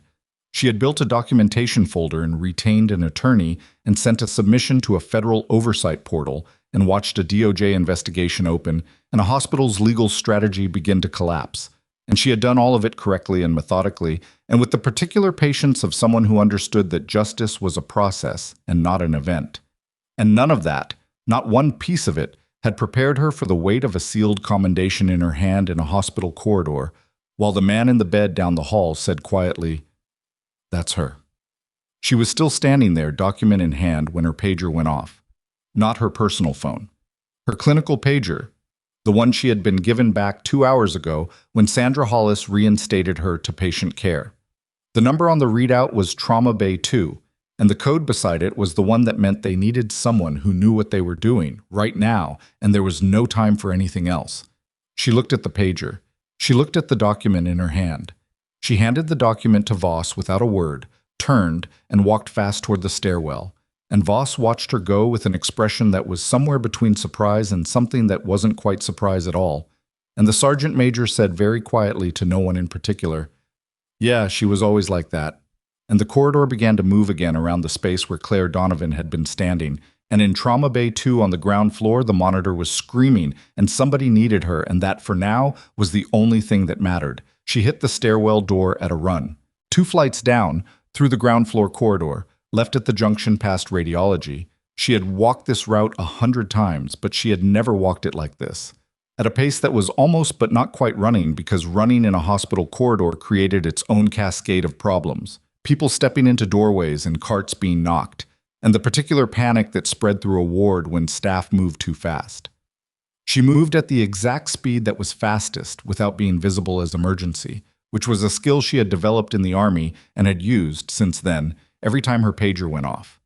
Trauma Bay 2 had a different feel than the rest of the ground floor. The lighting was harder, the smell was harder, antiseptic and copper, and the particular quality of recycled air that had processed too many crises. She pushed through the door and read the room in the time it took her to pull on a pair of gloves from the box by the entrance. A woman, mid-40s, unconscious. Paramedic she didn't know. Younger guy, sweating, talking fast. The monitor showing a cardiac rhythm she clocked in the first 2 seconds as ventricular tachycardia, not fine VT but coarse, the kind that wanted to tip into fibrillation. Dr. Ose was already there, and beside her a second-year resident named Tomas Garrick, who was good with procedures but sometimes thought too long before he started them. "What do we have?" Claire said, moving to the patient's left side. 46, found unresponsive at home, bystander CPR for 3 minutes, V-Tach on arrival, no shockable rhythm yet, but it's... The paramedic stopped. He was breathing hard. He'd had a long run. "Garrick," Claire said. "Rate? 162. She's perfusing but barely. Amiodarone? Running. How long? 4 minutes." She put 2 fingers to the patient's neck. The pulse was there, rapid, weak, thread-thin. The woman's face was the color of old concrete, and her breathing was the shallow, mechanical work of a body doing the minimum necessary to stay a body. Claire looked at the monitor. The rhythm was fluctuating, the QRS complexes widening and narrowing in a pattern that meant the amiodarone was either working very slowly or not working well enough. "Has she cardioverted before?" Claire asked. "Family says no history," the paramedic said. "No cardiac history at all. She's a runner. Marathons." Ose said quietly. Her potassium on the field strip was 3-1. 3-1. Low normal, barely. Enough to make the myocardium irritable, not enough on its own to explain sustained VT in a healthy 46-year-old distance runner. Claire looked at the patient's arms, the antecubital sites, the skin texture, the muscle tone. She looked at her fingernails. She looked at the 3 small bruises on the inside of her left forearm that were slightly too evenly spaced to be accidental. "Is there family outside?" she said. "Husband," the paramedic said. "He found her." "Does he know what medication she takes?" "He says none." Claire looked at those 3 bruises again. They were injection sites. The spacing was consistent with a series. Not a single IV line, not a blood draw, but sequential injections over time, each one close to the last. She had seen this pattern exactly once before, in a forward operating base medical unit, in a context that had nothing to do with marathons. "Garrick," she said, "pull a digoxin level." He looked at her. "She's not... There's no cardiac history, no medications. Pull it anyway, and get me toxicology, full panel. You think she's been... I think I want the data before I have a theory. Pull it." He pulled it. The amiodarone began showing effect at the 11-minute mark, the rhythm slowing and stabilizing into something that was still not sinus but was manageable, less immediately dangerous. The patient didn't wake up. Her blood pressure came up to 94 systolic, which was not good but was not dying. Claire ran through the differential in her head, not the first-pass differential that a resident would run, the standard causes of new-onset VT in a middle-aged woman, but the second-pass one, the narrower and more uncomfortable one that started from the injection sites and worked outward. Rosalind called at some point while Claire was managing the case, and she let it go to voicemail. Voss sent a text that she didn't read until after. The patient stabilized enough to move to the ICU at 2:45, and Claire wrote her handoff notes and handed the case to the ICU team, and then stood in Trauma Bay 2 for a moment after everyone else had left and thought about 3 bruises on the inside of a woman's forearm. She went and found the husband in the family waiting area. He was 50-something, reasonably fit, the look of a man who had been frightened several hours ago and was managing it by being very still. He stood up when he saw her. "Is she?" "She's stable. She's in the ICU. Someone from the team will come update you shortly." Claire sat down across from him, which was something she had learned to do. Sit, not stand, when you needed someone to be honest with you. "I want to ask you some questions, and I need you to be as specific as you can." "Of course." "Has your wife seen any doctors in the past 3 months outside her regular GP?" He frowned. "She had some fatigue issues. Her regular doctor referred her to a cardiologist." "Which cardiologist?" "Harwick. Someone at Harwick." I'd have to look up the name. She handled most of it herself." "Was she prescribed anything at those appointments?" "She said no. She said they just wanted to monitor her." He looked at his hands. "She went back 3 times in the last 6 weeks. I thought it was just follow-up." 3 times. 3 injection sites. Claire kept her expression neutral. "The name of the cardiologist," she said. "Can you check your phone? Text history, appointment confirmation, anything." He pulled out his phone and scrolled and then showed her the screen. She looked at the name. She looked at it for 2 full seconds. Then she said, "Thank you. Someone will be out to update you very soon." And she stood up and walked back through the corridor toward the elevator at a pace that was, this time, not concealing anything at all. The name on the phone was Dr. Ethan Mercer. Mercer, whose specialty was listed as trauma surgery on his hospital profile, but who had privileges in cardiology consultation. A detail that existed in the hospital's credentialing file, and that Claire had documented 14 months ago as a billing anomaly, because the cardiology consultations billed under his code in the past 2 years were disproportionate to his primary specialty in a way that had seemed like upcoding at the time, and now seemed like something worse. She called Rosalind from the elevator. "I need you to listen," she said when Rosalind picked up. "I'm listening." "Patient admitted this afternoon, VT, injection sites consistent with serial administration, cardiology follow-up at Harwick, in the past 6 weeks under Mercer's consulting code. I've ordered a digoxin level and full tox panel." A pause. "Claire, what are you saying?" "I'm saying Mercer's billing anomalies included a pattern of cardiology consults over the past 2 years. I'm saying I have a 46-year-old marathon runner with new onset ventricular tachycardia and no cardiac history and injection sites on her arm. I'm saying the digoxin level is going to come back elevated. If it does, this is not fraud. This is patient harm." The words sat between them on the phone line. "I'm calling Hastings," Rosalind said. "Right now. Don't touch anything else until I do." "I'm a nurse. I'm going to do my job." "I know you are. I'm asking you to also not be alone with any of this. Do you understand what I'm saying?" She understood. She had spent 14 months being careful in a building where powerful people had strong reasons to manage what she knew. She was still in that building. The investigation had changed the terms, but not the geography. "I understand," she said. She got off at the administrative floor, went to the documentation office, and wrote a full clinical note on the afternoon's case, the injection sites, the rhythm, the cardiology connection, the toxicology orders. She time-stamped it. She sent a copy to Rosalind. She sent a copy to a personal encrypted folder. She filed the original in the patient's chart. Then she went back to work. The digoxin level came back at 6:41 that evening. It was 3.8 nanograms per milliliter. The therapeutic range for digoxin was 0.5 to 2.0. At 3.8, you were in toxicity. At 3.8, in a patient with no documented prescription for digoxin and no cardiac history, you were in a different category of problem entirely. Claire was at the nursing station when the result came through. She read it and felt something settle in her chest. Not satisfaction exactly, because there was a woman in the ICU who had nearly died and whose husband was sitting in a waiting room not understanding how specific his wife's situation actually was, but the particular grim clarity of a thing confirmed. She called Hastings directly. Rosalind had given her his number 2 days ago for exactly this kind of situation, and Rosalind had also told her to use it if something time-sensitive arose and not to wait for a callback chain. He picked up on the second ring. "It's Donovan," she said. "I have a confirmed digoxin toxicity case, no prescription, cardiology consults under Mercer's billing code in the 6 weeks prior to admission. The level is 3.8. A silence on the line. Then, "Where's this patient now?" "ICU. Stable." "The husband, has he spoken to anyone from hospital administration?" "Not that I know of." "I'm sending someone to the hospital in the next 30 minutes. I need you to ensure that patient's chart is not modified in any way between now and then. The chart has been flagged as part of the OIG review since yesterday morning.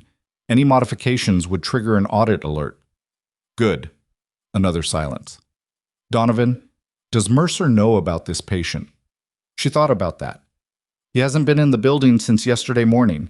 Does anyone know he was her consulting physician besides you and the husband?" "The chart shows it. Any physician or administrator who accessed her records today would see his consulting code on the prior visits." "Who has accessed her records today?" "I don't know. I can find out." "Do that. And don't tell anyone what the digoxin level is until my people are there."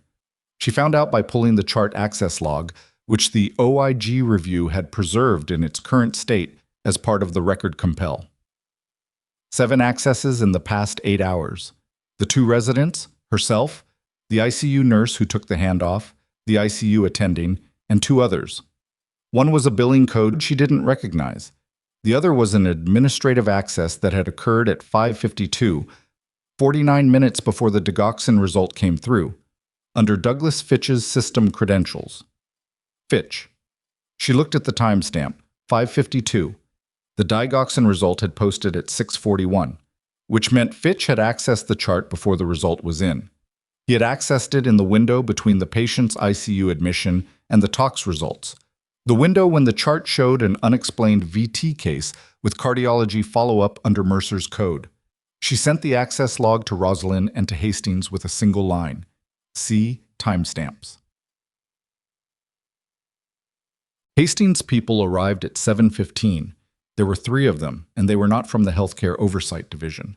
They were federal agents, and the distinction was clear in the way they moved and the credentials they showed the night administrator, and the way the night administrator's face went when she read them. Claire met them in the lobby and walked them to the ICU without speaking unnecessarily. She showed them the chart. She showed them the digoxin result. She showed them the access log with Fitch's timestamp. One of the agents photographed everything. Another began making calls from the corridor in a low, steady voice that carried no specific words but communicated, in tone and cadence, that whoever was on the other end was receiving significant information.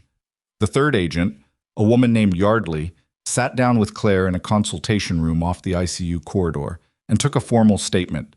Claire gave it in the same way she gave everything, linearly, specifically, without interpretation or editorializing, sticking to what she had observed and what the documentation showed and where the gaps in her knowledge were. She had been told once by a JAG officer during a debrief in a very different context that the most valuable quality in a witness was the ability to distinguish between what they knew and what they inferred, and she had never forgotten it. Yardley listened. She asked precise questions. At the end she said, "How long have you suspected Mercer was doing something beyond fraud?" "I didn't suspect it specifically," Claire said. "I documented billing patterns that were inconsistent with his specialty and patient volume. The implication was upcoding.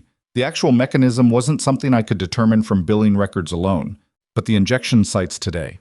That was clinical observation. It changed the framework. You're being careful with your language. I know what I saw and I know what the results show. The interpretation of those 2 things together is your job, not mine." Yardley studied her for a moment.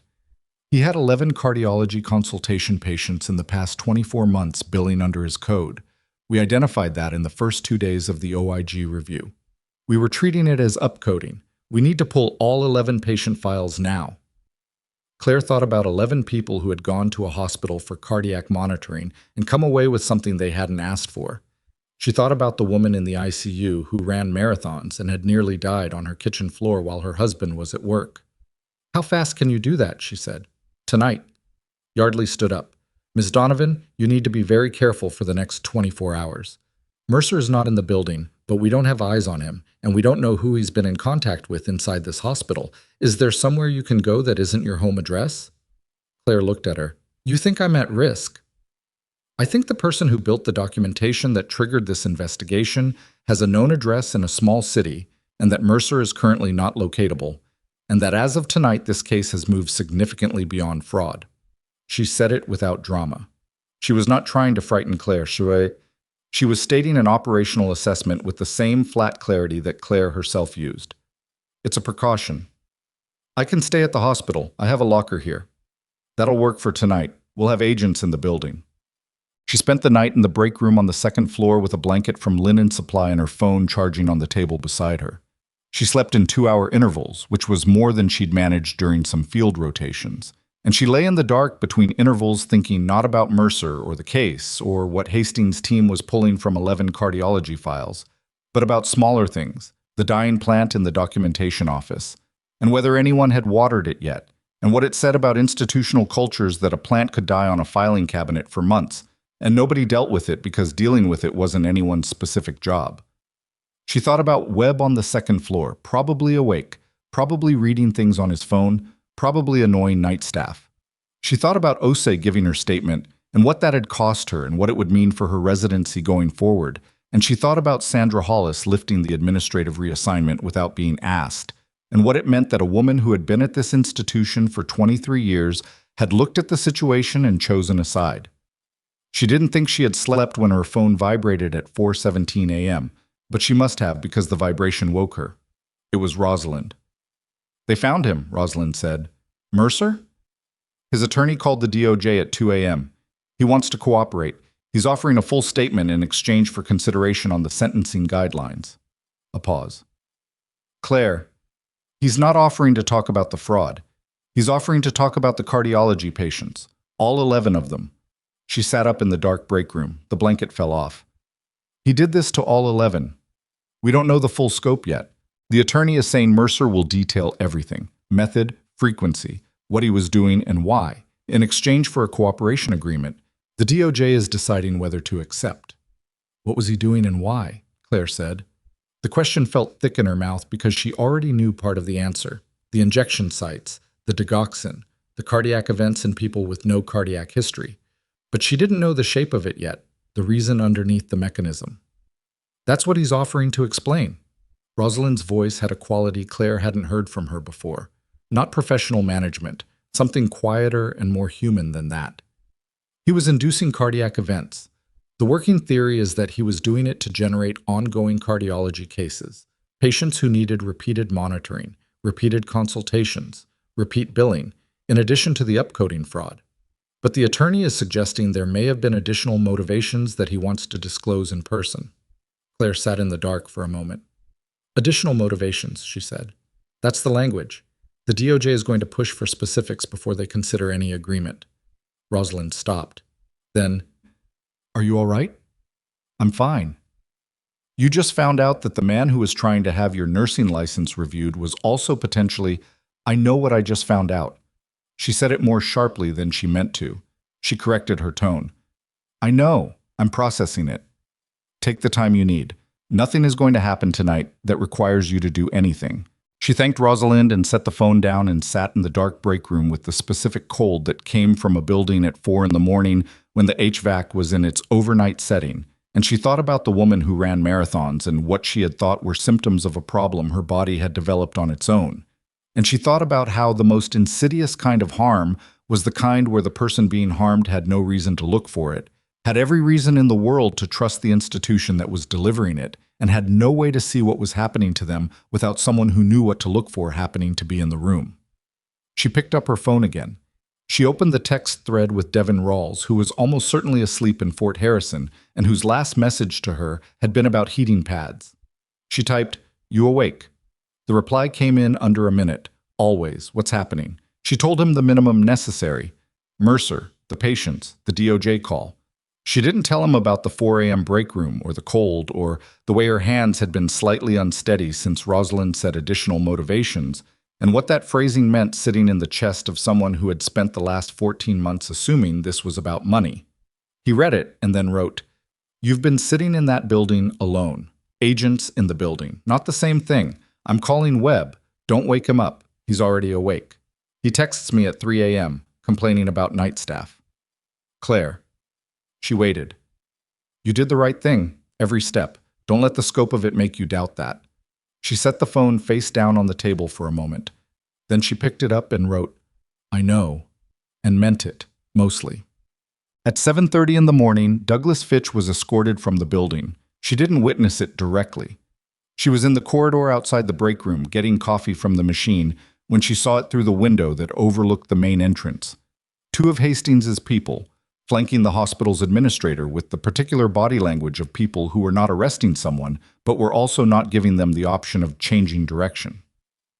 Fitch was in his coat, carrying nothing, and his face had the absolute blankness of a man who had spent 11 years in a position of institutional authority and was understanding, in the cold light of a Thursday morning, that the authority was gone. The DOJ had moved overnight. She found this out from Yardley at 8, who stopped by the second floor with the measured brevity of someone delivering information on a timeline. Fitch's system access to the patient's chart, the 552 timestamp, had been evaluated alongside records that Hastings' team had pulled from the administrator's office. which included a series of internal communications between Fitch and Mercer spanning 18 months. The communications established that Fitch had known, in broad terms, about the cardiology billing irregularities for at least a year and had taken active steps to manage them internally, including, Yardley said carefully, adjusting certain administrative processes to reduce the probability of external detection. He knew, Claire said. He knew something. We're still establishing how much, but the chart access last night, Yardley paused. Accessing a patient's file associated with Mercer's consulting code the evening after OIG agents arrived at the hospital suggests he was monitoring for exposure. That's obstruction, at minimum. At minimum. Claire thought about 11 years of administrative authority and what it looked like from the inside when someone used that authority not to protect patients, but to protect the people who were harming them. And she thought about the specific grinding loneliness of being a nurse in a building where the institution's entire weight was arranged against anyone who asked the wrong questions. "Is Linda Brooks being interviewed?" she said. She gave a voluntary statement yesterday afternoon. Her attorney was present. Yardley looked at her directly. She maintained that she was not aware of the specifics of the billing fraud or the cardiology patients. She acknowledged retaliation against nursing staff, including you, and attributed it to her own management decisions rather than direction from above. Do you believe her? I believe she's telling the truth about not knowing the specifics of Mercer's cardiology practice. I believe she's not telling the full truth about the scope of the nursing retaliation. A pause. That distinction will matter at a later stage. By mid-morning, the hospital's accreditation body had been formally notified and had placed Harwick Memorial under provisional review status, not closure, because closing the only regional hospital serving the Valley communities would have caused its own category of patient harm, but review, which meant external oversight of clinical operations, effective immediately, and an accelerated audit of credentialing, billing, and patient safety records. The effect inside the building was visible and strange. It was the effect of an institution in the process of understanding that the structure it had operated under was not what it had appeared to be, not all at once, not dramatically, but in the specific quiet of people moving through corridors with slightly different expressions than they'd worn the day before, of conversations stopping when they didn't used to stop, of a nurse practitioner Claire barely knew stopping her in the medication room to say, quietly, "I filed an incident report 2 years ago and it disappeared. Can I talk to someone?" And Claire giving her Rosalind's number and Yardley's number and watching her write them both down. She was not the only one who had been watching. She had not, in the end, been watching alone. She had been the one who kept records, but she had not been the only one who had seen things. She understood this now in a way she hadn't fully understood it before, not because she had been wrong about the isolation of it, but because isolation and aloneness were not the same thing, and the other people in this building who had seen things and been afraid and said nothing had been doing their own version of waiting, and they had been waiting for something that looked like what she had built. She was at the nursing station late morning when Sandra Hollis came to find her again. Hollis had the look of a woman who had slept poorly and was functioning on institutional commitment rather than rest, and she sat down across from Claire at the station with the folder she always carried and did not open it. "The accreditation notification went out at 9, Hollis said. "You'll have heard." "Yes." The overnight staff gave 2 additional statements this morning about the medication discrepancies. Both of them cited fear of retaliation as the reason they hadn't reported through standard channels. She looked at the folder. "I supervised those nurses. If they were afraid of retaliation, that happened on my watch." Claire looked at her. Sandra Hollis had not falsified charts. She had not administered digoxin to patients without their knowledge. She had not actively obstructed an investigation.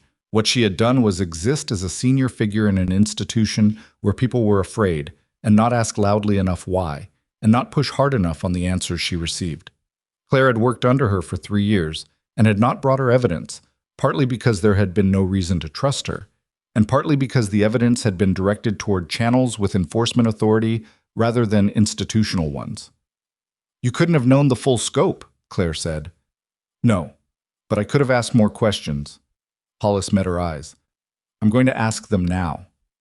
It was not an apology exactly, and it was not a declaration exactly. It was something more provisional and more honest than either, a A statement of intention from a woman who was still figuring out what her own accountability looked like, which was the only kind of accountability that actually changed anything. "All right," Claire said. She went back to her patients. Webb was being discharged at 2 in the afternoon. She knew because the discharge paperwork had come through the floor, and she had seen his name on it while she was checking her patient roster. She had 4 patients today, not beds 11 through 16, because the hospital had reshuffled assignments in the morning disruption. And 2 of them needed her attention, but she had 20 minutes between one and the next, and she used them. He was already dressed when she knocked on the open door of his room. Civilian clothes, jeans, a gray t-shirt, left arm moving slightly more stiffly than the right, but functional. His color was better than it had been, and his eyes were clear, and he looked like a person rather than a patient, which was the specific transformation that discharge produced, and that Claire had always found quietly remarkable in its quickness. "Early," she said. "I bribed the discharge nurse." "You absolutely did not." "No, I didn't. She just felt bad for me because I complained about the food for 2 weeks. He picked up a small bag from the chair. "I heard about Fitch. Word travels fast. Hospitals." He said it like it explained everything, which it did. He stood with the bag and looked at her with the direct gaze she had been the subject of since he first regained consciousness. "I heard about the patient last night, the marathon runner. She's stable. She's going to be okay. Because you caught it. Because her husband brought her in, and the paramedics kept her alive and a team managed her rhythm. And because you looked at 3 bruises on her arm and ordered the right test." She didn't answer that. He set the bag down again. "I know you're going to tell me to get my walk in or something practical. Your hip flexor is going to be fine in another week. Don't overload it. Claire." He said her name differently than he had been saying it. Not casually, not in the way of 2 people who had been navigating something complex together, but with a specific weight that meant he was about to say something he had been thinking about for a while.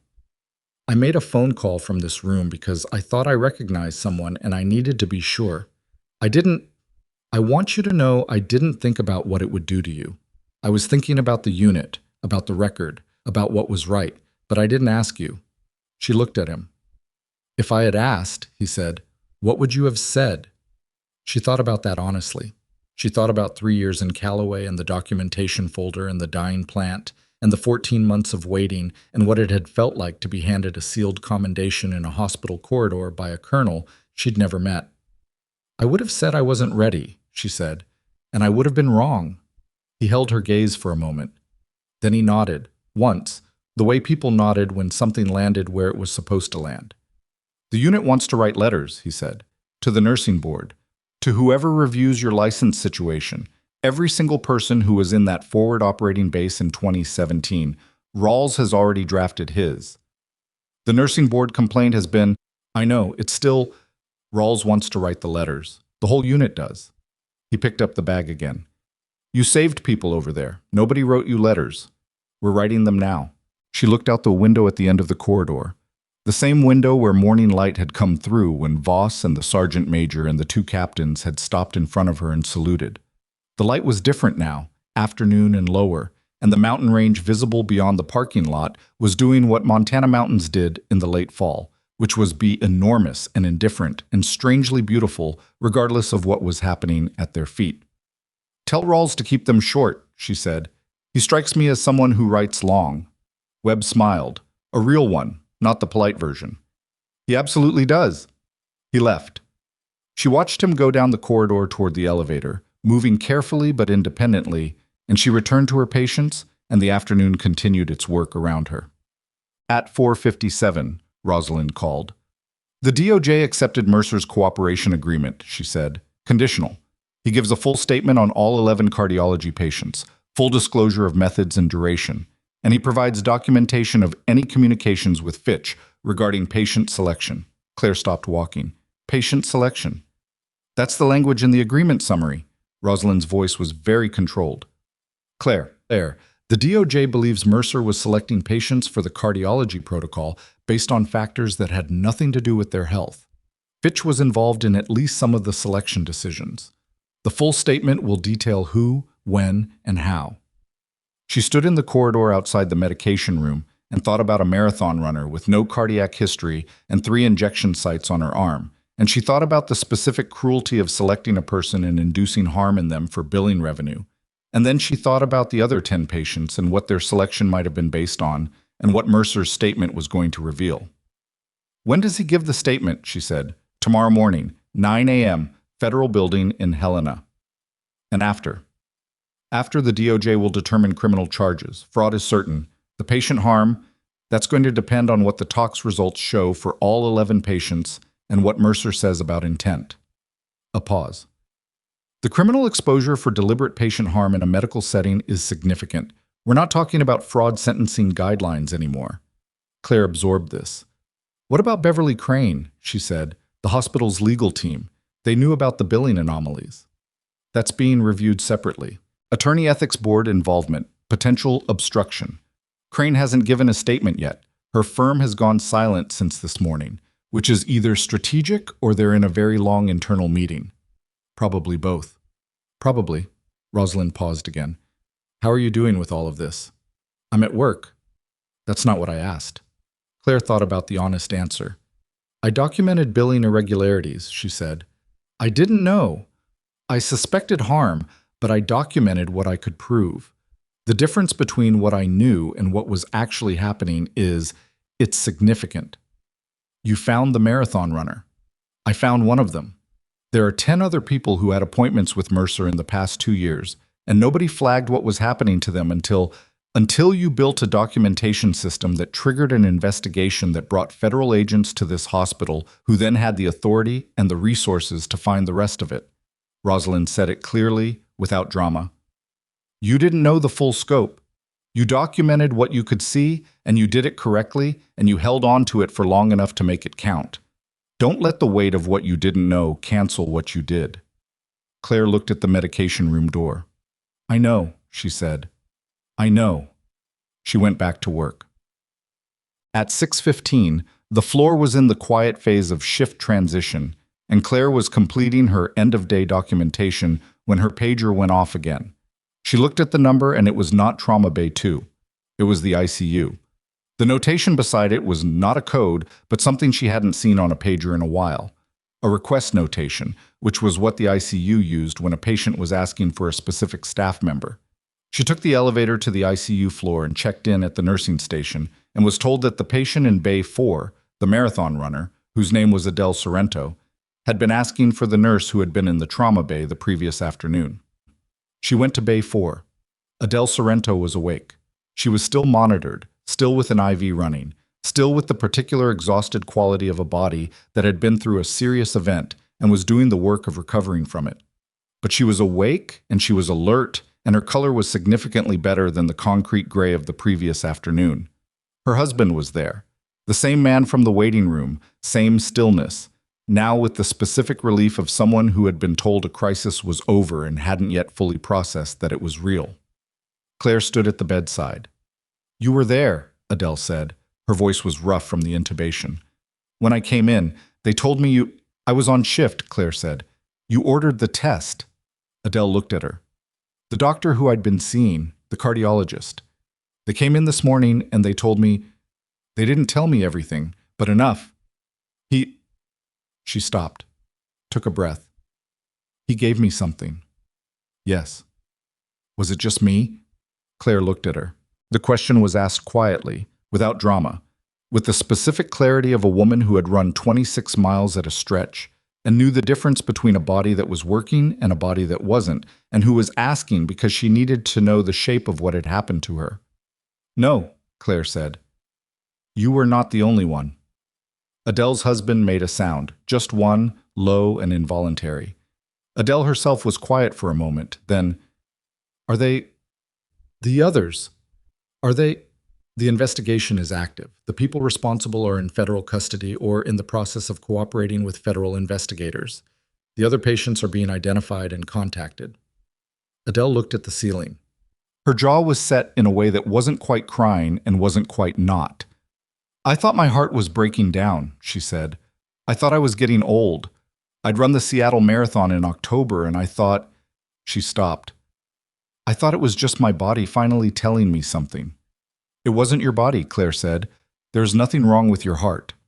The husband put his hand over Adele's. She turned her palm up and held it. Claire stayed for the time that was needed and not a minute longer. And when she left the ICU, she took the stairs instead of the elevator because she needed the movement and the relative quiet of the stairwell and the 3 flights that would give her the distance between that room and the rest of what the evening required.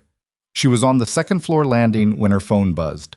Not Rosalind, not Rawls, not Voss. An unknown number, different from Rawls's number, different from any number she had in her contacts. The text was 3 words long. "We need to talk." She stopped on the landing. She looked at the number for a long moment, running through everything she knew about the last 48 hours. Who had been removed, who had been silenced, who had cooperated, and who had not. Beverly Crane had not given a statement. Beverly Crane's firm had gone silent since morning. Beverly Crane had been in the room during every major meeting, had heard every piece of information Claire had presented to hospital administration, had known from the first day of the OIG review exactly what was in the documentation package and what it pointed toward. And Beverly Crane's firm had, according to Rosalind, relationships with 3 other regional healthcare providers in Montana, all of which had been identified in the OIG's preliminary review as facilities with billing profiles similar to Harwick Memorial. Claire looked at the text. Then she called Yardley. "I have a number I need you to run," she said when Yardley picked up. "Right now." "Send it." She sent it. Yardley called back in 4 minutes. Her voice, when she spoke, had a quality that Claire had not heard from her before. Something faster and tighter than her usual operational calm. "That number belongs to a prepaid device purchased 2 days ago at a pharmacy in Billings," Yardley said. "The same day Beverly Crane's firm logged an anomalous data transfer from their internal document management system." A pause. "Don't respond to that text. Don't go anywhere alone tonight. I'm coming to the hospital." Claire stood in the stairwell landing and thought about the dying plant and the flickering light and 14 months of documentation and a marathon runner who had thought her heart was breaking down. And she thought about the specific way that people with power and resources and legal sophistication responded when the walls began closing in. Not with surrender, but with a sideways movement, a lateral adjustment, a new angle of approach that had been prepared in advance for exactly this contingency. She had built the documentation. She had deployed it correctly. She had watched Mercer fall and Fitch fall, and the institution begin to correct itself. And she had believed, in the measured, non-dramatic way she believed things, that the worst of it was contained. And now she was standing in a stairwell with a prepaid text on her phone and a federal agent telling her not to go anywhere alone. And the thing that she had thought was nearly over was opening a new front that she had not seen coming, and the 3 words on her phone, "We need to talk," meant something that she did not yet fully understand, but that she understood enough to know. Whatever Beverly Crane had transferred from her firm's document management system 2 days ago, it was not a coincidence, and it was not a retreat, and the next move in this was not going to come from the direction anyone in that hospital was currently watching. Yardley arrived at the hospital at 7:41. She came through the staff entrance with another agent Claire hadn't met, a man named Brock, who was quiet in the specific way of people who were quiet professionally rather than temperamentally, and she found Claire in the 2nd-floor break room where Claire had spent the previous night and where she had returned because it had a window that faced the staff lot, and she had wanted to watch the lot. "Talk me through the text," Yardley said, sitting down without preamble. Claire walked her through it.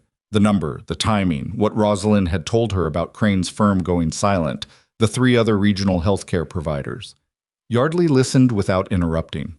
Brock stood near the door and looked at his phone, which Claire understood was not distraction, but some form of parallel processing, running the number, pulling records, doing the lateral work while Yardley ran the primary conversation. "The data transfer from Crane's firm," Claire said. "What was in it?" "We don't know the full contents yet. The forensic team is working through it. What we know is the size. It was substantial, which means documents, not messages. And the destination, which was an external server registered to a legal holding entity in Nevada." Yardley looked at her directly. "Crane didn't just go silent because she's scared. She went silent because she moved something. Evidence. Or leverage. Or both." Yardley paused. "The 3 other facilities her firm represents, 2 of them have billing anomalies similar to Harwick's. The OIG flagged them in a separate review 8 months ago that wasn't connected to your case until this week, when the pattern comparison came back from the analytics team. If Crane has been providing legal cover for a billing fraud scheme across multiple facilities, and she knows that her connection to those facilities is now visible, she needs to control what the DOJ receives, Claire said, or control when they receive it, or find something she can trade. Yes. Yardley looked at the phone on the table between them. The text was sent to you specifically, not to your attorney, not to the federal investigators. To you. Because she thinks I'm the fulcrum. You are the fulcrum. Your documentation started this. If she can reach you, she can assess how much you know beyond what's already been submitted. She can try to understand her exposure. Claire thought about this. She thought about Beverly Crane in the hospital conference room 3 weeks ago, watching her with that focused, recalibrated expression. The look of a lawyer who had walked in expecting a manageable situation and was revising that estimate in real time. She thought about what it said about Crane's assessment of her, that the first private move she'd made after going silent was to text a nurse at a regional hospital rather than continue building her legal strategy through proper channels. She's not sure how much I have, Claire said. She's probing. That's our read. Then let her probe. Yardley was quiet for a moment. We'd want to monitor any communication, everything logged, everything preserved. I know how it works. And you'd need to not give her anything actionable, not confirm or deny the scope of specific evidence. Let her talk and see what she reveals about what she's trying to protect. Claire looked at the phone. I've done debriefs, Agent Yardley. I know how to be in a conversation where the other person is trying to extract information without appearing to. Yardley looked at her steadily. Different context than a military debrief. Same principle. From the door, said quietly. Prepaid device pinged a cell tower in Gallatin County 2 hours ago. She's not in Billings anymore. She's moving. Gallatin County. Moving toward Callaway on the Western Highway. Maybe 6 hours out, depending on where exactly in Gallatin County and how fast she was driving. She's coming here, Claire said. Possibly. She may also be routing to another location, and the Callaway approach is incidental. Yardley stood up. We're not going to let her reach you without a controlled situation. But if she texts again, you respond, you keep it neutral, you see what she wants to meet about. Claire picked up the phone. She typed, "What do you want to talk about?" No punctuation. She set the phone face down and waited. The reply came in 11 minutes. Long enough that Crane had thought about the response rather than sent it reflexively. There are things in the Harwick record that don't tell the complete story. You deserve to know the full picture before this goes further. I can help you understand what you're actually in the middle of. Claire read it twice. Then she read it to Yardley. Yardley's expression didn't change. She's positioning herself as an ally. She's positioning herself as someone with information I need. Claire set the phone down. I'm not the audience for this. She wants me to be the audience because she thinks I'm movable. She thinks I've been alone in this long enough that someone offering to explain things will be appealing. Is she wrong? She's wrong about what I want from the explanation. Claire looked at the window, at the staff lot where the night shift cars had settled into their spaces, typed the response the same way I did. Ask her where. Yardley had her own phone out. She made a call, said 3 sentences to whoever picked up, and hung up. If she names a location, we'll have people there before she arrives. A pause. You won't be going alone. I wasn't planning to. Crane named a location at 9:47 p.m. A diner on the Eastern Highway, 40 minutes outside Callaway, the kind of place that existed primarily to serve truck traffic, and was open all night and had the anonymizing quality of spaces designed for people who were passing through. Claire knew it by name. She had stopped there twice in 3 years, the second time because the coffee was actually better than anything within Callaway's city limits, which said something about the diner's coffee and something about Callaway. She rode in an unmarked vehicle with Yardley and Brock, and 2 additional vehicles went ahead. She had changed out of her scrubs into jeans and a dark sweater because Yardley had asked her to not look like she'd come directly from a hospital shift, which was a reasonable request and which Claire had fulfilled without comment. She wore her long-sleeved undershirt under the sweater. She looked, in the dark interior of the vehicle, like someone who had been asked to show up at a diner at 10:30 on a Thursday night, which was exactly what she was. The highway stretched out through the dark, in the specific way of Montana highways.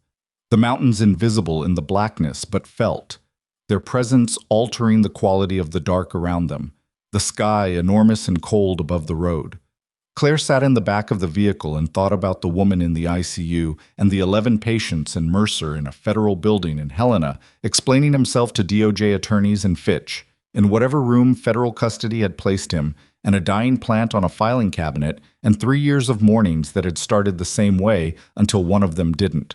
If she has documentation from the other facilities, she said, and she's moving it, we're working on the Nevada server, Yardley said from the front seat.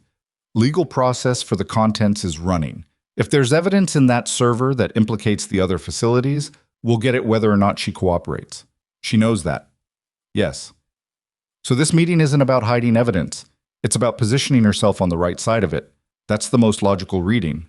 She's going to offer to cooperate in exchange for consideration, same as Mercer. Claire looked at the highway. Except her cooperation covers a wider scope than Mercer's does because she has visibility into all 3 facilities, which makes her more valuable to the DOJ than Mercer. And she knows that. Yes. So she's not coming to me because I'm the fulcrum, Claire said slowly. She's coming to me because I'm the originating witness, the person who started the investigation. If she can establish that she cooperated with me, that she approached me, that she offered to help, that she was moving toward transparency before the DOJ compelled her, that's part of her cooperation narrative. Yardley was quiet for a moment. You got there faster than most people do. She picked the wrong person to use as part of a narrative. The diner appeared on the left side of the highway, a long, low building with a lit sign and a gravel lot, 3 trucks and 2 sedans outside. Yardley pulled past it, and the 2 advance vehicles were already in the lot, the agents inside them indistinguishable from any other traveler. Ready, Yardley said. It wasn't a question. Yes. Beverly Crane was already inside. She was in a corner booth, which was the choice of someone who wanted to see the door without being immediately visible from it, and she had a coffee in front of her that she wasn't drinking. She looked different from the conference room. Not diminished exactly, but contracted, the sharp professional surface worn slightly thin around the edges, in the way of someone who had been in a car for hours running through calculations that didn't resolve cleanly. She looked up when Claire came in. She looked at Claire and then she looked at the space behind Claire, and her expression moved through something that was not quite surprise and not quite resignation. You brought people, she said. I'm a material witness in a federal investigation, Claire said. What did you expect? Claire sat down across from her. She did not signal the agents. They were there and Crane knew they were there, and that knowledge was not a problem. It was in fact the correct environment for what was about to happen. Crane wrapped her hands around her coffee mug. She had a particular kind of composure that attorneys developed, the ability to be visibly composed while something underneath was working very hard, and the composure itself communicating that the person was worth taking seriously was still functioning at a high level, had not broken. Claire recognized it because she had her own version of it, and she could see the seams. I want to tell you something before we talk about cooperation agreements or investigative positions, Crane said. I want to tell you that when I walked into Harwick Memorial 3 weeks ago, I was retained to protect an institution. I did not know the full scope of what Mercer was doing to patients. I want that on record. Nothing we say here is on a record that belongs to you, Claire said. There are agents in this room. If you want a formal cooperation agreement, you speak to the DOJ with your attorney present. I know that. I'm not trying to establish a record. I'm telling you because… She stopped. Something moved through her composure. Because you're the person who found it, and I want you to know that I didn't know about the patients. Claire looked at her. She thought about all the forms that ignorance could take. Willful, convenient, comfortable, selectively maintained. And she thought about 11 cardiology patients and what it meant to be the attorney who kept the institution's doors open, and its paperwork clean and its legal exposure managed. And she thought about whether it was possible to do all of those things without ever asking the questions that would have uncovered what was happening to the people inside the institution you were protecting. You didn't know about Mercer's specific method, Claire said, but you managed the billing irregularities for at least a year. You knew those irregularities existed. You chose not to ask what was underneath them. Crane didn't answer immediately. That's not the same as patient harm, she said finally. No, but it's also not the same as not knowing. Claire held her gaze. You came to find me because you think that distinction matters to how this resolves. It matters legally. It probably doesn't matter to Adele Sorrento. Crane flinched, just slightly. It was the first uncontrolled thing she had done since Claire sat down. "What do you want from this meeting?" Claire said, specifically. "I want to understand what the DOJ has from the other facilities, what the analytics comparison produced, whether the OIG review is treating them as connected to Harwick or as separate investigations. I don't have that information. You have relationships with the investigators. I'm a nurse at a regional hospital. My relationships with federal investigators exist because I gave them documentation. That doesn't mean they share investigative strategy with me." She watched Crane process this. "If you want to know the scope of what the DOJ has, you speak to the DOJ. Through your attorney. That's the only channel that will actually tell you anything useful." Crane looked at the coffee mug. She had a very specific stillness in that moment. Not the composed professional stillness of earlier, but something more stripped down. The stillness of a person who had driven for 6 hours on a calculation that had not resolved and was now in front of the calculation in human form and finding that it still wasn't resolving. "The Nevada server," she said. "The data transfer. I need you to know that was—" "Agent Yardley," Claire said, without turning around. Yardley appeared at the edge of the booth. She had a very calm face. "Ms. Crane," Yardley said, "I think we should talk." "Not here. The field office in Helena, with your attorney present, tomorrow morning. 9 o'clock is already scheduled for Dr. Mercer's statement. We could make it 11. She paused. "The Nevada server contents will be available to our team by morning, regardless of this conversation.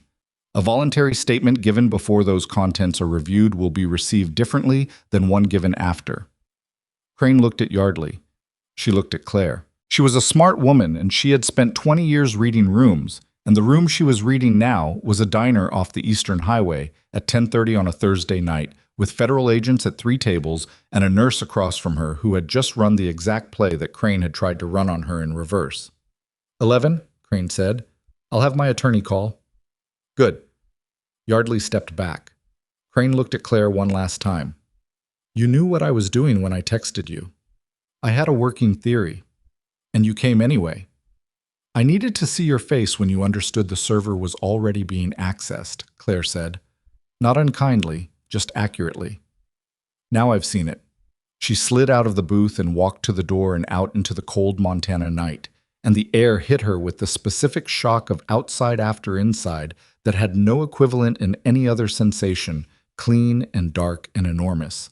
And she stood in the gravel lot for a moment, looking up at the sky that was extraordinary with stars, the way Montana skies were in the absence of city light.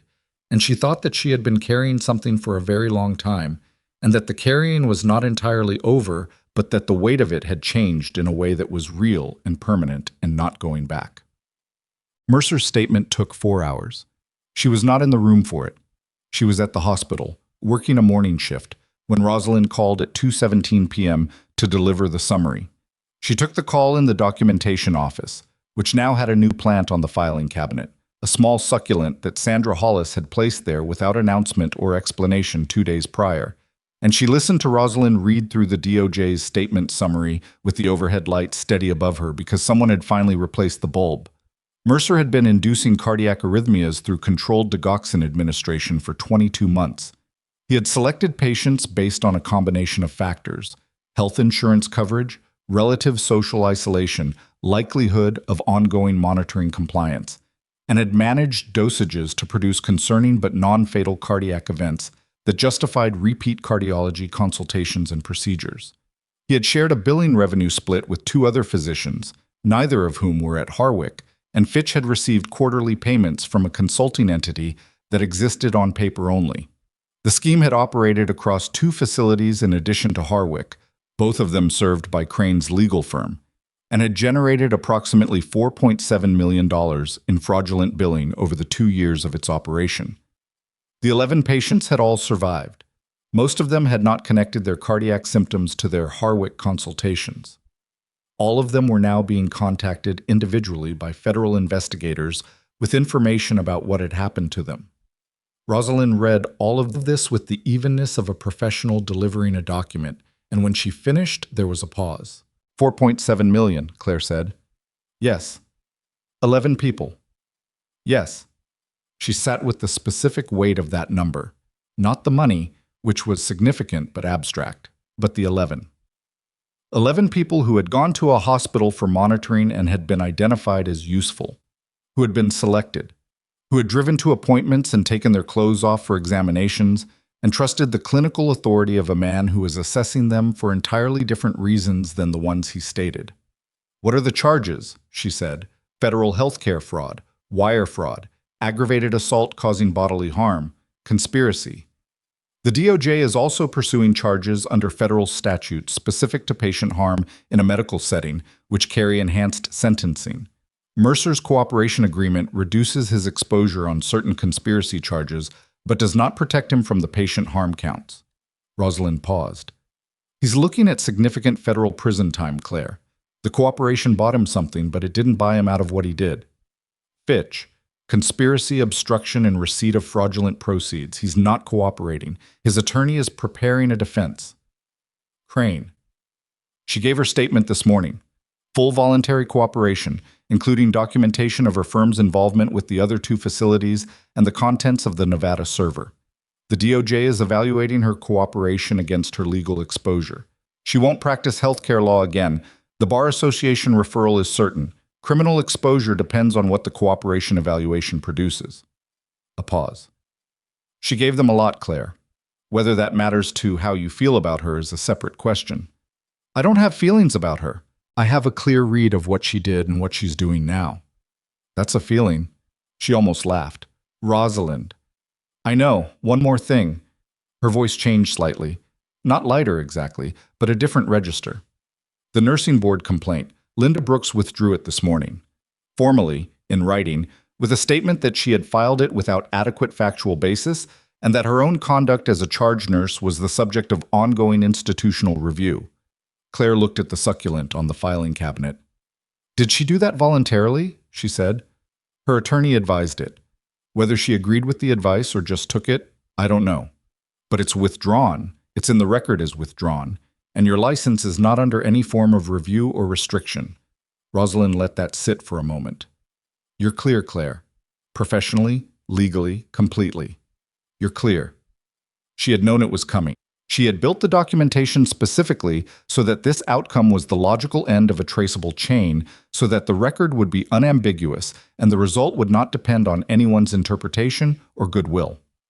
She had known it intellectually, and she had planned for it, and she had not known, until this moment, sitting in a documentation office with a new plant and a working light, that knowing something was coming and having it actually arrive were not the same sensation at all.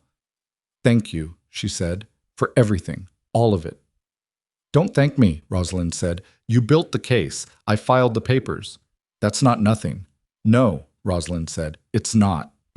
Linda Brooks resigned from her position as charge nurse on a Friday, 2 weeks after Mercer's statement.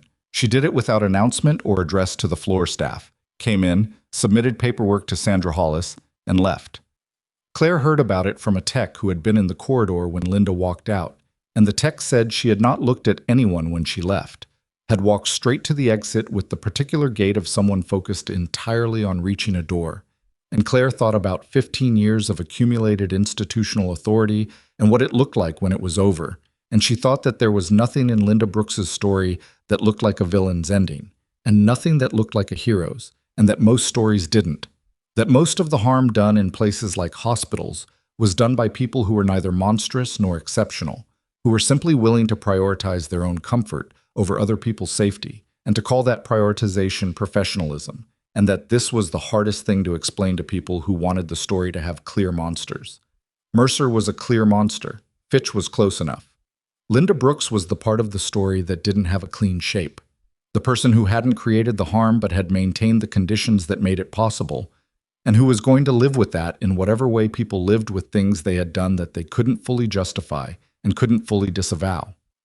Claire did not feel satisfaction about Linda Brooks's resignation. She felt something more complicated and less gratifying than satisfaction.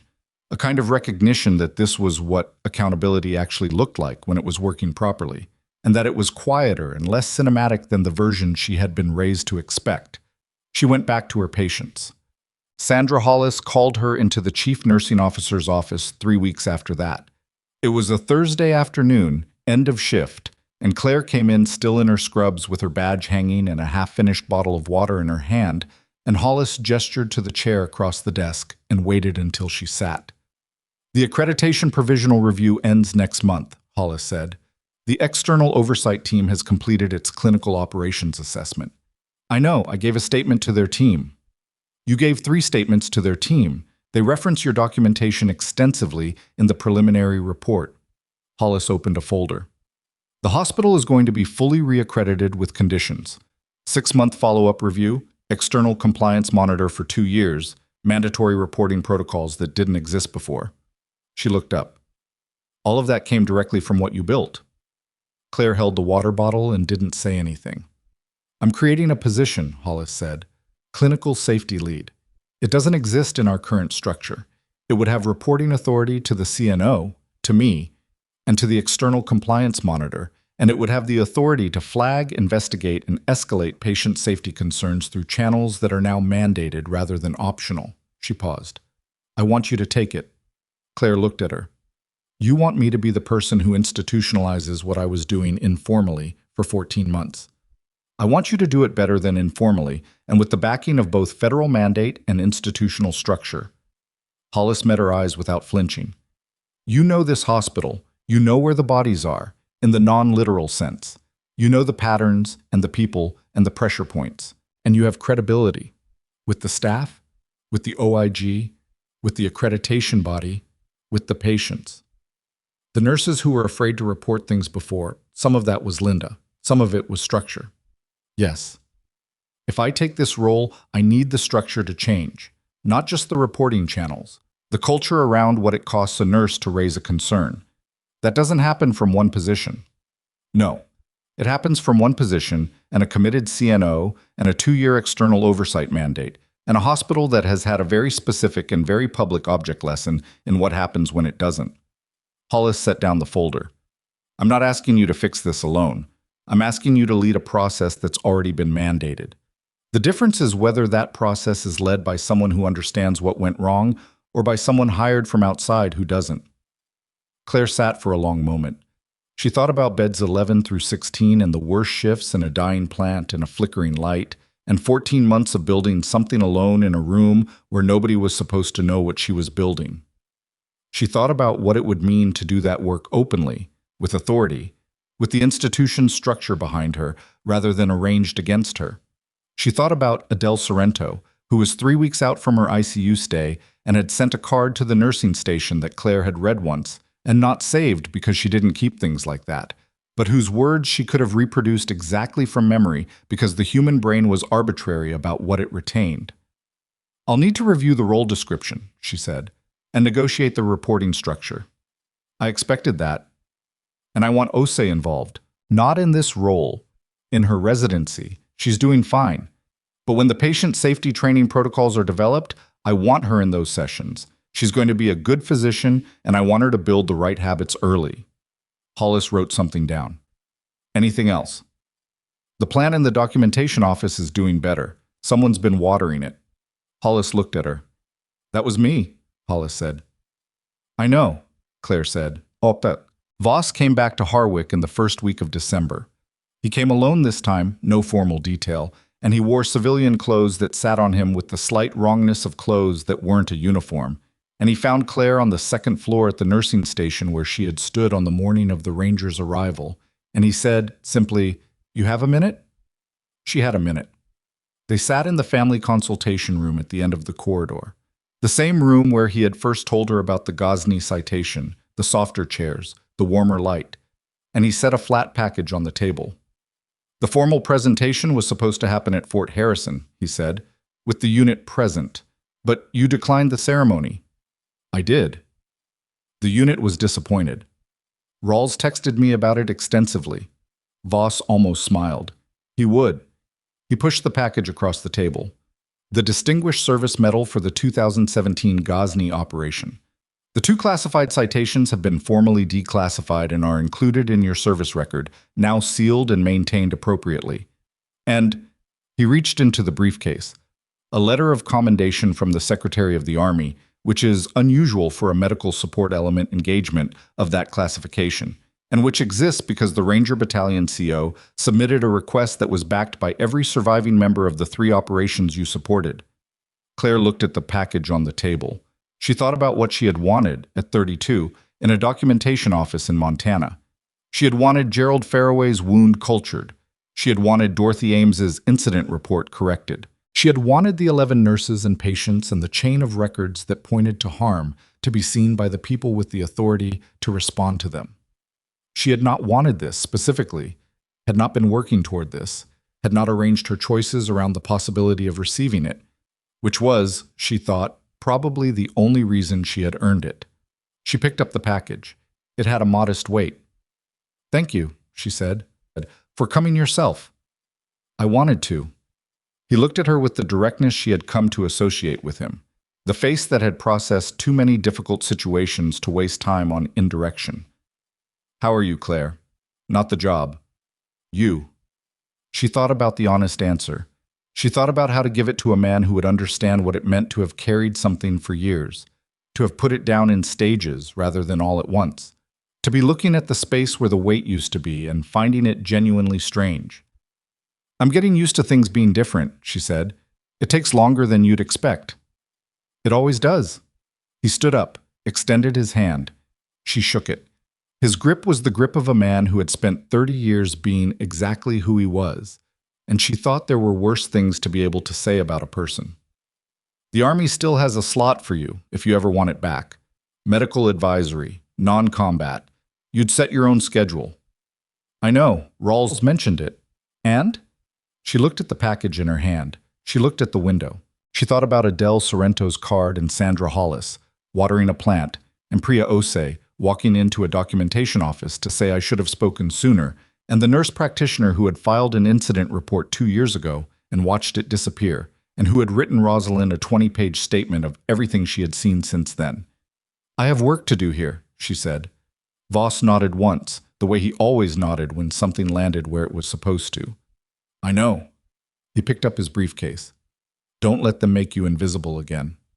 "They won't," Claire said. "I won't let them." The criminal proceedings against Ethan Mercer took 11 months. He pled guilty to 7 federal counts, including 2 counts of aggravated patient harm under a medical setting enhancement statute that the DOJ had specifically pursued. His medical license was revoked by the state medical board before the plea was entered, which made the revocation formal and documented rather than incidental. He was sentenced to 19 years in federal custody, with the cooperation agreement reducing his exposure on 3 conspiracy counts while leaving the patient harm sentencing untouched. The judge noted in the sentencing statement that the harm done to 11 patients who had sought medical care and instead received deliberate injury represented a fundamental violation of every principle on which the authority granted to physicians rested, and that the sentence was constructed to reflect that. Claire read the sentencing report in the break room on her lunch break, at a table with a better chair than the one she had been sitting in a year ago. And she read it without ceremony and thought about Dorothy Ames and Gerald Faraway and Adele Sorrento and 8 others whose names she also knew. And she thought that 19 years was a number that didn't translate cleanly into the weight of what had been done, and that justice in its formal legal manifestation was always an approximation and never an equivalence, and that this was not a reason to stop seeking it. Douglas Fitch was convicted on all counts following a trial in which his attorney argued, unsuccessfully, that his knowledge of the billing fraud had been limited and his payments from the consulting entity coincidental. The jury took 6 hours.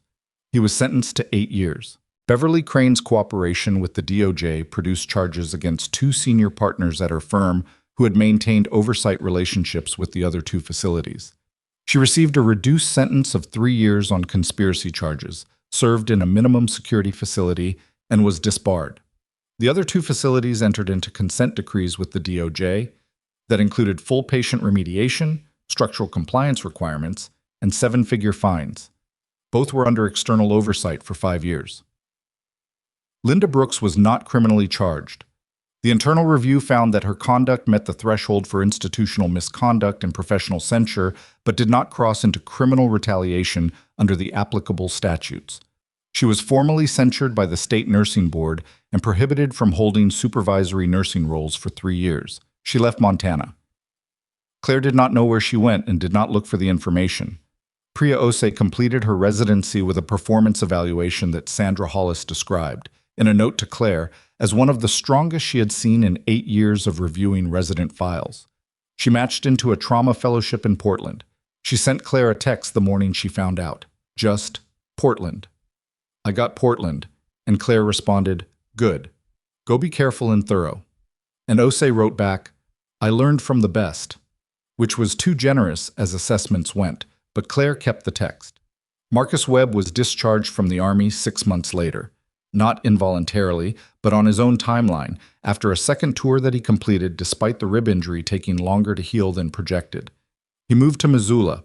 He texted Claire occasionally, not frequently, not with any pattern, just the sporadic contact of someone who wanted to stay in the same world as a person without requiring anything specific from them. She texted back the same way. It was an easy correspondence because neither of them expected it to be more than what it was. Devin Rawls sent the letters.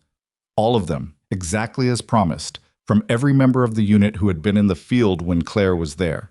They arrived in a single envelope, hand-addressed, with a Fort Harrison return address, and she sat with them for a long time before she read them. And when she read them, she did it alone. And she did not tell anyone what was in them, and she put them in a place where she would be able to find them when she needed to. On the first morning of the new year, Harwick Memorial Hospital opened its doors the same way it had opened them every morning for 40 years. The parking lot filling with the slow accumulation of people who came to work because there was work to be done. The lobby warming with the particular human business of a place that existed to try to help people on the worst days of their lives. Claire walked in at 6:45. She had her badge. She had her long-sleeved undershirt under her scrubs, which she wore because she had always worn it, and because the scar under it was hers, and she owed no one a look at it, not even on a day when she no longer needed to hide anything. She had a coffee from the diner on the Eastern Highway, which she had driven to twice since the night she sat across from Beverly Crane in a corner booth, because the coffee was genuinely good, and she saw no reason to let one high-pressure evening ruin a good cup. She stopped at the nursing station on the second floor. The morning charge nurse, a woman named Petra, who had been at Harwick for 2 years, and who had the practical confidence of someone who had come up in a system that was already starting to change, looked up from the assignment board. Good morning, Petra said. Safety team walkthrough is at 8. ICU flagged a medication reconciliation issue on the overnight that they want you to review first. Send me the chart. I'll be there by 7:30. She put her coffee on the counter and looked at the assignment board, and looked at the corridor and looked at the second floor window where the morning light was already doing what morning light did in Montana in January. Low and clear, and without warmth, but with a particular quality that was honest about what it was. This was the work. Not the documentation folder, or the federal investigation, or the sealed commendation in a package she had put on a shelf in her apartment where she could see it when she sat at the kitchen table. This was the work. A medication reconciliation issue on the overnight, a safety walkthrough at 8. Beds 3 through 8, needing hands that knew what they were doing, and a mind that would see what it needed to see and say what it needed to say and keep saying it, regardless of what the saying cost. She had learned something in 3 years in Callaway that she had not fully understood when she arrived, and it was this. The same qualities that made a person invisible were the qualities that made them dangerous to the people who depended on invisibility to operate. Quiet was not the same as powerless. Patient was not the same as defeated. And the woman they had treated like a piece of furniture in a building they ran, the one they put on the worst shifts and gave the hardest patients and wrote up when she saved a life and ignored when she flagged a death, had not been manageable because she was weak. She had been dangerous because she was paying attention. And that was the thing that no institutional authority, no review board, no retaliatory charge nurse, no fraudulent administrator, no physician who confused his credentials with his character. None of them had been able to change. Not in 8 years of the Army, and not in 3 years of being invisible in a regional hospital in Montana, and not in 14 months of building something alone in a room with a dying plant and a flickering light. You could dismiss a person. You could reassign them and write them up and file complaints against them and remove them from patient care and put them in a documentation office with a window facing a parking lot. You could use every instrument of institutional power to communicate to them that they were small and temporary and replaceable. What you could not do, what no institution had ever successfully done in the long run to any person who was genuinely paying attention, was make them stop seeing. Claire picked up her coffee. She walked toward the ICU. The building moved around her the way buildings moved when the people inside them were doing the work they were supposed to be doing, and the morning was cold outside the windows, and the mountains were visible in the clear January air, and there were patients on this floor who needed someone who would look at them clearly and tell the truth about what they saw, and she was going to be that person, and she was going to keep being that person, and that was enough. That had always been enough.